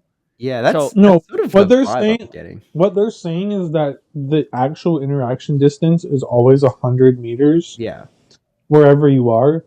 But depending where you are in the world, it looks closer or farther. Like it's a visual. It's a visual thing in the game based on like where you are in relation to the equator affects like how that like visual distance scales in game. But the actual distance, like if you took out like if you measured it or something, would actually like if you walked from where you were to the stop would be the same. That's how I interpreted it. Okay, so I guess like it depends on the landmarks, right? So let's say if there's a landmark that you actually know, right? Like so say, this like art piece, right? That would probably be the only way to like figure that out. It's like, okay, how close am I to art piece like in when I'm closer to the equator, right, in a region there versus like all the way in like the South or North Pole, right? Yeah. So the vibe is like if I walk the exact same distance, say I walk 20 meters in Antarctica and then I walk 20 meters in Fiji. On the map in Fiji, I will have walked less distance on the map, like on the Pokemon Go map. It will show me walking less far. Whereas Antarctica, because the circle is way bigger, on the map in-game, it'll look like I've walked way further just because of how the map is drawn. Is that that's the vibe? Yeah. Okay. Yeah. That makes sense. Yeah. Well, as someone that's close to the equator, I hope so. But I mean, I don't really care if somebody could reach it further away from the equator. All I know is that the 100 meters thing has always been so wrong. It has never been right. Like I've never understood what the heck they're talking about with 100 meters because that just isn't my experience. Does it feel like 100 meters feels further? I think it's less. I don't think I can reach something that's 100 meters away. I don't know. Maybe. Anyway. Okay, well, good to know. I think that's potentially the case, so it might be just visual. From comments from our last episode, PPC says, regarding my picks being very biased, yes, sir. When I did my draft prep this year, I put a premium on people I knew so I could double down on supporting them. Also, for the record, I built 16 newly caught Pokemon in the last year, but to be fair, 12 out of 16 of them are Pokemon that didn't exist a year ago. I said you put all your execute in one basket. Heck yeah. I think my thought process is a little bit different. I'm just going to pick people that I think will do really well, obviously out of the available pool remaining. And even if some of them are not my friends or teammates and stuff, if I'm wrong and my friends and teammates do well, hey, I'm happy with that too. I mean, we didn't have a draft for NAIC, but like, dude, I wasn't expecting like Berto and Tristen and Rockhaven to make top cut on the winner side. Like, you kidding me? I was like, oh, it's a pleasant surprise. I'll take it, right? But I mean, if you ask me to make a bet on it, I'm betting on it. what you betting? What you betting, Kaz? Right? Let's put something on the line. No. Jalapenos grow in the garden, right? They're both. Lesson. Yeah, no. They're both on my draft picks because I believe. Yeah. I'm a true believer. Right. Yeah. In the vibe. Wait, you have yeah, Tristen and Roberto. Yeah. Mm-hmm. Should throw in Rockhaven, man. Get the trifecta. Oh, so, I don't know, man. He doesn't have Shadow K-Wack. It's true. So Staffordshire said he has 126 mons built for Great League in the last year. Yeah. But in fairness, he's only been playing the game for like a little over 2 years, so it makes sense that his number would be a lot higher. Wait, I also have a question, Tristen, because I got this message on X, but I forgot to respond to it. Also, I didn't remember. But they just messaged me and said, what was the search string for last year of Great League builds? He's gotten me all confused on the podcast. What is it again? I sent it in the chat that day. Let me see. Oh yeah, you did. Yeah, let me see if I can find it. I'll just scroll up for it, I guess. It was something crazy. Yeah, I don't even. Oh, it's the. I see. Okay. Oh, Tristen got it. All right. Yeah. All right. I sent it over. Anyway. Okay. So yeah, that was another one. But. Okay. What's our next comment? Yeah. Next comment. Zach Seed says, in the whole conversation of whether each side should be allowed, I think 2 weeks is not enough time. I'm a person who plays and watches Yu-Gi-Oh! And League of Legends competitively. Even though both are different, there's usually at least 2 to 3 months buffer where new cards, Legends, game patches introduced aren't allowed for the World Champion. I think people should have a couple months, or World Championship, I assume. I think people should have a couple months to prepare without having to deal with new things introduced to the game. That's a valid point. Well, Zach Seed, I personally am also a fan of League of Legends and watch competitively. And I will say they also have, it's either a 1 week or 2 week grace period. I think it's actually only 1 week grace period for new like champions and stuff. And then for patches, it's instant. Like professionally, it's instant. It's like live. However, the stipulation is when they are playing in like a playoffs or whatever for within region, or they're playing at an international tournament / worlds, all those games are played on the same patch. But the difference, though, is that, man, I'm watching Steve's camera. It's like he coughed himself into a be right back screen. Like, I can tell he's coughing, and then all of a sudden he just turned into a shadow of be right back. Anyway, if you're watching the YouTube version, you know what I'm talking about. So, I mean, I don't follow like competitive Yu-Gi-Oh! Or anything, but League of Legends, what they do is like on a, so I guess like for like on a regional schedule, right? If they have like a GBL update yesterday, it's available like right away. But it's a little bit different because League of Legends, they compete like pretty much every week on a professional level, and it's all the same team. So it's maybe, it's easier for them to just keep it relevant. But if they release something new, like a new champion, new character, then that has like a 1 week grace period. And then for, again, their worlds, our worlds is 3 days. Their worlds is over a month. So they're not going to change it up. So it's the same worlds meta. So let's say what they'll do is they'll create a patch actually like maybe right before worlds drops. And all these teams, depending on like, there's like play-in stages and later stages. So the better teams don't play the play-in stage, so they have some time to prep for it. But the play-in teams at worlds, they just play right away on the new patch. So I think I get your point, Zach C, but I think most esports don't wait that long. League of Legends is a little bit different because their tournament is so long. Like, if that tournament wasn't a month long, I don't think they'll have the same meta for 1 month long because they change the meta technically every 2 weeks, right? Like small changes here or there usually. But anyway, but I'm not saying it's right or wrong to have that opinion. I just want to clarify kind of how some other games do it. So my question for this commenter is like, does that mean they think that like, for example, Toadscruel should not be eligible for Worlds because that was only dropped like 2 or 3 weeks prior? Like, yeah, it'll be like just within the eligibility. But like, do you think all new releases should be like a couple months, or is it because Aggie / has like a whole new mechanic that you view as differently? That's sort of what I'm wondering. Yeah. honestly, in my opinion, obviously Aegislash might be bugged and stuff. Assuming it's not, dropping Aegislash and making it eligible for upcoming tournament is way less disruptive than like a GBL update right before NAIC. Like that's a whole different meta. There's all the different matchups. Like the meta just doesn't even look the same, right? The top 12 doesn't even look the same. There's like, I don't know how much is even overlapping with that top 12 versus like the Claydol, like the previous metas thing. But that's why, in my opinion, I don't think Aegislash is that big of a deal. Now, all the NG shenanigans, whatever, yeah, maybe it's something. But again, also, I just think that the best players will adapt. I think that's the case. I don't think anyone that wins Worlds this year will be a surprise. Now, if Anacor wins it, that I'll be surprised. But I don't think anyone that wins Worlds or does well at Worlds will be like at least top three, right? There's always some people that make day 2 or like make a pretty deep run that you're like, whoa, what the heck? Like, where does CTU come from, right? But for the most part, I think like the top 3 will not be surprising names at all. Really? Because like, would you say that Yakai winning was a surprise? No, I don't think so. He was like really, really good. I mean, he won like the APAC like grassroots tournaments. Like he's been like he's done really well in Go Battle League.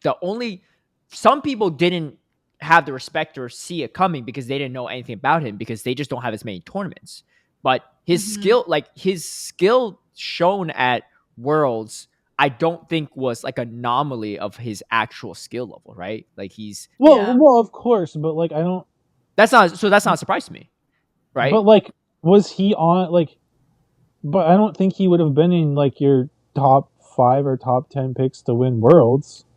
No, but I don't. But that's not a good metric, right? Because I think that the top like theoretically, I think the top 30 to 50 players in the world can win Worlds. But if any of them win Worlds, I wouldn't be surprised. Like I won't be surprised if Elam goes 0-2 or 1-2 in this tournament. There's so many good players, right? But the thing is, like to get that far, you have to be a really good player, right? Like good players can get knocked out quick. That is just like a symptom of the game and the simplicity of it, and sometimes just being RPS. And against good players, like you just can't find the wiggle room sometimes. Against bad players, you could come out at RPS pretty easily, or maybe not easy, but easier. But you don't make it that far in a tournament without and be a surprise like underdog is what I'm saying, right?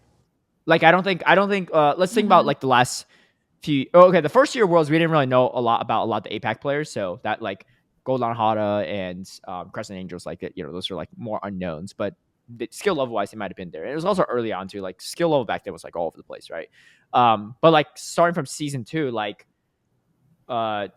no one really knew about Rouge Master, but we knew he was good, right? His like record was crazy, like in the tournament series, championship series, and then GBL he was good too. So, but yeah, definitely a little bit more of a surprise, but he's always been good at the game for a while. And then Accent and obviously with Dodge, right? And then what was the year after that? Was that just last year? Yeah, it was just last year, right? Yeah. And Inadequance, Marto, both really good. I mean, Marto got 4th before, and Inadequance he's just really good at the game. Like no one would doubt it, even, and he won Utrecht, right?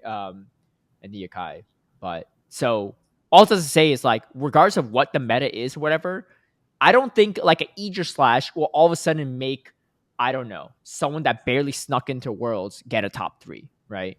On qualifications. What are you saying, huh? He's still on. He's saying the same thing he said for 2 previous episodes. No, but I'm just, but you interjected and asked if you thought Yakai was surprising. I was like, no, I don't think Yakai was a surprise world champion. All I was saying, Steve, was that whoever wins Worlds. I heard. No, we know. Okay. We know what you're saying. Yeah, but do you all disagree? I think like doesn't matter what the mechanic, what the meta is, unless they don't have access to the Pokemon, like and. For in fairness, Home Edge is not very accessible, right? Do I think that I love how Mitten's just like sleeping on you like a freaking koala or something. This doesn't even look like a cat. This is what he wanted the whole time. Like he just wants to lay on. Where you at, girl? Come on, pay attention. Now that I shamed him, he's like running up. Yeah, he's like, Mom, no, I'm not cool now. No, I don't think the Pokemon itself is like gonna make or break like who shows or mechanics even like at Worlds. I just think that it's a question of, do we want to even like expose that level of like risk that there could be some sort of shakeup. And for me, again, it's like more of a practical standpoint of like, I think it's still a broken Pokemon. And I don't want a broken Pokemon ruining the experience. If it's broken, yes, that's the risk that I co-sign with and think it should be banned for, right? But assuming that's not like, but I mean, I don't get why they're generating different types of energy on shielded. Anyway, let's keep moving on. Angels of Hello, sorry, I was just making sure I read the letter right, and I thought it was like a T for a second.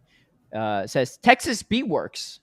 I don't know what the reference is there. What's Texas Bee Works? Or are you talking about bees? Well, we're talking about bees, but what's Texas Bee Works? Because that's not related. We didn't talk about.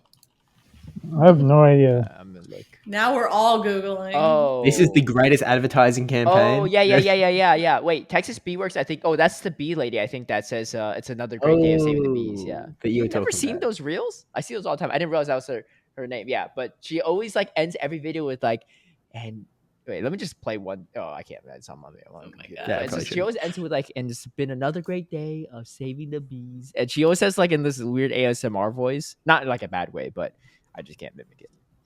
Anyway, that's why I know about bees, and I watch all the beekeeper videos too. There's like bees sometimes just die off because like disease and stuff, which is really unfortunate. And like extreme temperature changes. I don't know. I say too much. Anyway, Scorpic says Galaxy and PP David are people I personally know, and last time I checked, we are all Swedish. Okay, well, so that's where the Swedes comment came in from last week. Yeah, it makes sense. And then Artist Dragon says T topic ? And it's the YouTube video to Rubik's Master's essentially retirement video, and explain why. So you all can take a look at it if you want. It's under our comments, the link for it from our last episode. But I did watch it. I was live streaming the other day, and I just decided to watch it with everyone stream like in my live stream and just like kind of react to it and stuff. And here's the thing. First and foremost, I think Rubik's Master has always been like, in my mind, he's the most underrated player that's like good in PvP, right? Like this. I mean, I'm not saying he's the best player in the world, but he is like his skill level compared to how good people think he is has like probably the biggest discrepancy. In my mind. I think Kobe Coupland might be second in my opinion, but he's, he hasn't gone to Worlds yet, so it's a little different. But yeah, so he made a whole video on it. And then the second point I was going to make is I watched it, and yes, I think he simplifies certain points here or there, but he essentially is still kind of going back on the PvP is solved in a way. And part of me feels like he feels this way because he's so good at the game and understands the nuances that for him it is solved. And I think in a way, I don't disagree with that, right? I think someone newer to the game is like, I haven't solved nothing, I'm still trying to solve how to get to veteran, right? Or expert. But for him, like having hit, legend, having climbed the leaderboard a ton in GPL and then getting second place at Worlds and 2 other second place at regionals, like I think like he's at the skill level where like he thinks that there's not much else to gain from the game. And, I'm 100% with you. And it's like, that's all I could think when I watched that entire video. I was just like, this guy is just like, he's so good at the game and he doesn't seem to realize how ahead of other people he is, was the vibe I was getting. Cause like, he's treating this as if like everyone understand, like everyone has perfect matchup knowledge. Everyone has perfect everything. Like he is imagining that all of the top players are all at, I'll call it his level. I don't know if he's still like locked in, but at least where he could, like where his level was when he was, at the top of his game. And he's assuming everyone is there. And I don't think they are. I think he is living in a bit of a fantasy world where he just happens to be so good, so much better than everyone else. And he doesn't seem to realize it, which is kind of crazy. Yeah. I mean, I think in a way he is, but I don't necessarily disagree with a lot of his points too, because I think there is a lot more people on his level now, right? Like, or above, right? Or slightly above. Yeah. I think I get some of his frustrations as well, because I share some of them too, is that there's too many people at the skill ceiling, Like, yes, there's a difference between like, let's say Out of Pocket versus like Jocko Loco or Ryblet, right? Like, yeah, like Out of Pocket's probably playing a little bit better than them, but they're like all really, really close to the skill ceiling. It's too low, which is why like I don't mind meta shakeups right before tournaments or like an Aegis Slash or new mechanics. I don't care about all those stuff because the more different things you add to the game, the more variety there is and the greater the skill ceiling can go. Because I think compared to like just 2022 in London Worlds, the skill level of all the players have gone up drastically. Like I got a DM from someone I used to coach, right? And he was like really disheartened because he hasn't hit legend in over a year, having hit it multiple times in the past. I was like, look, honestly, people just gotten better at the game, you know? Some people that might have not been good at the game have maybe quit the game, you know? So a lot of people that still GBLing a lot, especially in that legend level, are playing the game day in and day out, and they're really, really good mechanically. Like, you just can't get away with not optimizing or like not knowing your counts or all this other stuff in your matchup knowledges, right? Like, it's much harder to get away with that. It's not impossible to hit legend without those. It's really hard. It's really, really hard. Like, I'll play some players, right? I haven't hit legend yet, but I'm like an expert range, and they're just like not optimizing or they don't know their counts. And I'm just like, bro, what are you doing? Like, and it'll be like in some of our games where it's like so one-sided because I'm going to maximize everywhere I can, and they don't know the counts, and they're like shielding when I have like almost back-to-back moves for no reason. Like, you know, it's just like those things will catch up to you these days, right? Than they used to. Because I used to not know how to optimize your count myself, you know? So, you know, it's just kind of how it is. But, yeah. So that being said, it is, yeah. I mean, he is a very good player, right? His first tournament was second place at Portland 2023. Second was Worlds 2023, second place. Only losing to Accent, the only person that beat him. I will say, he's a good player, but I'm number 3. I'm the third person in the world to beat Rubik's Master in a championship series tournament.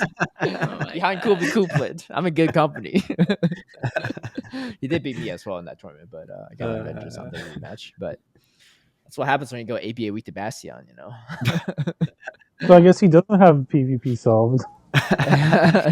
Well, this is 2024, but yeah. He solved it. He just like, yo, you just run ABA weekend to Bastion, you're going to lose. You got to coin flip it. No way you can prevent that.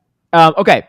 And so if you want to take a look at the video, take a look. Regardless if you agree with the points or not, I will say, I feel like Rubik's Master is not like the most charismatic player, right? Which is why a lot of people don't like know about him as well. Like, you know, he's very like kind of a little bit straight to the point, dry, quieter in general, right? Especially in person too. But his video delivery are like, it's pretty interesting. Like, it's digestible for like newer players too. Like, he's like a good like kind of storyteller in a way. So I actually did enjoy the video, even if I didn't necessarily agree with all the points. But I did find myself agreeing more with the points than not.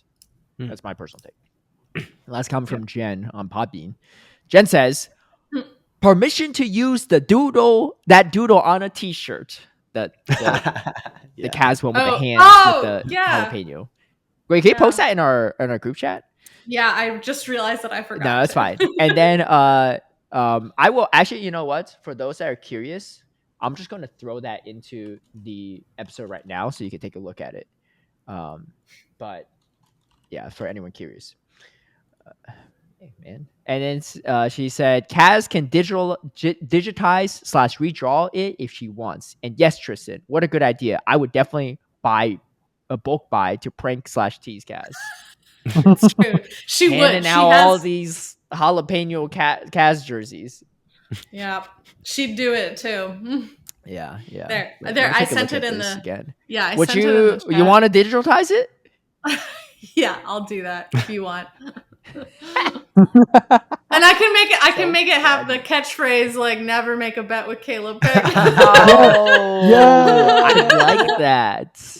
I like that. You know. Wait, this could be a whole series. You know why? Because the next t-shirt design, it's gonna be bald Anacore. Same tagline though. Never make. And we can do another one with Steve. Me and Slowpoke. Honestly, what can happen is every time someone loses a bet, they can just get their own respective shirt. Like Kaz got this one, Steve's got one where he's wearing a Slowpoke onesie. Caleb, we need one with Speedy without the beard. Dude, this could be a whole like design line. That's actually pretty sick. Caleb without his Bastidon. Yeah, that's true. Yeah. Because I lost some bet to myself. He made a bet with Caleb Peng. You're right. Yeah. I did. You're actually not wrong. All right, that one would be interesting to draw, but yeah, you're not wrong. Yeah, this is actually kind of dope. No, kind of sick. Yeah, that could be kind of cool. All right, now we need Tristen to do something wild. Tristen is way too smart. Tristen is way too smart to do that with you after witnessing all of us make. It also has to be mistake. something interesting, right? Because like if it's like you're just transferring shinies after a community, that's not going to be great. Sure, that's not really like a bet. That's just like our little internal wager. But I don't know. It's got to be. I don't know. You don't need eyebrows, right, Tristen? That'll be easier to draw too. Oh, that could be a whole t-shirt line. I like it. I'd like it. If you all want to see some of that kind of stuff, let us know. I mean, we might just do the design anyway because it's not like if people don't buy it, people don't buy it. It's not a big deal. But the Anacore Baldy one, oh boy. We're gonna have to buy Anacore one of those. Yeah. Hey, bro, I got you this shirt. Worst case scenario, I could just make a quick bet with him and make it so that if he loses, he has to buy his own shirt. I'm sure I could find the hubris in him to make one of those bets. But anyway, that's going to do it for us. Wow, this episode went on for 2 hours and 43 minutes. What the There heck? were so many tangents. So many. I think we started the events like 17 minutes in because we're talking about Annabelle. No, it was like 20. No, it was 22 minutes. Yeah, I have it. And here's another tangent, everybody. Anyway, safe travels, Steve. For Worlds, we won't see you on until after Worlds. And we'll have Anacore briefly on maybe for this next week's episode because he will be here. So we'll see if he's down for it or not. I feel like he's going to be kind of a hoot, but it'll be fine. And yeah, that's gonna be that. Anyway, drop any comments down below if you have any, and let us know what you think about potential new merch designs about Don't Make Bets with Caleb. But anyway, have a good one, y'all. See you at Worlds. Bye.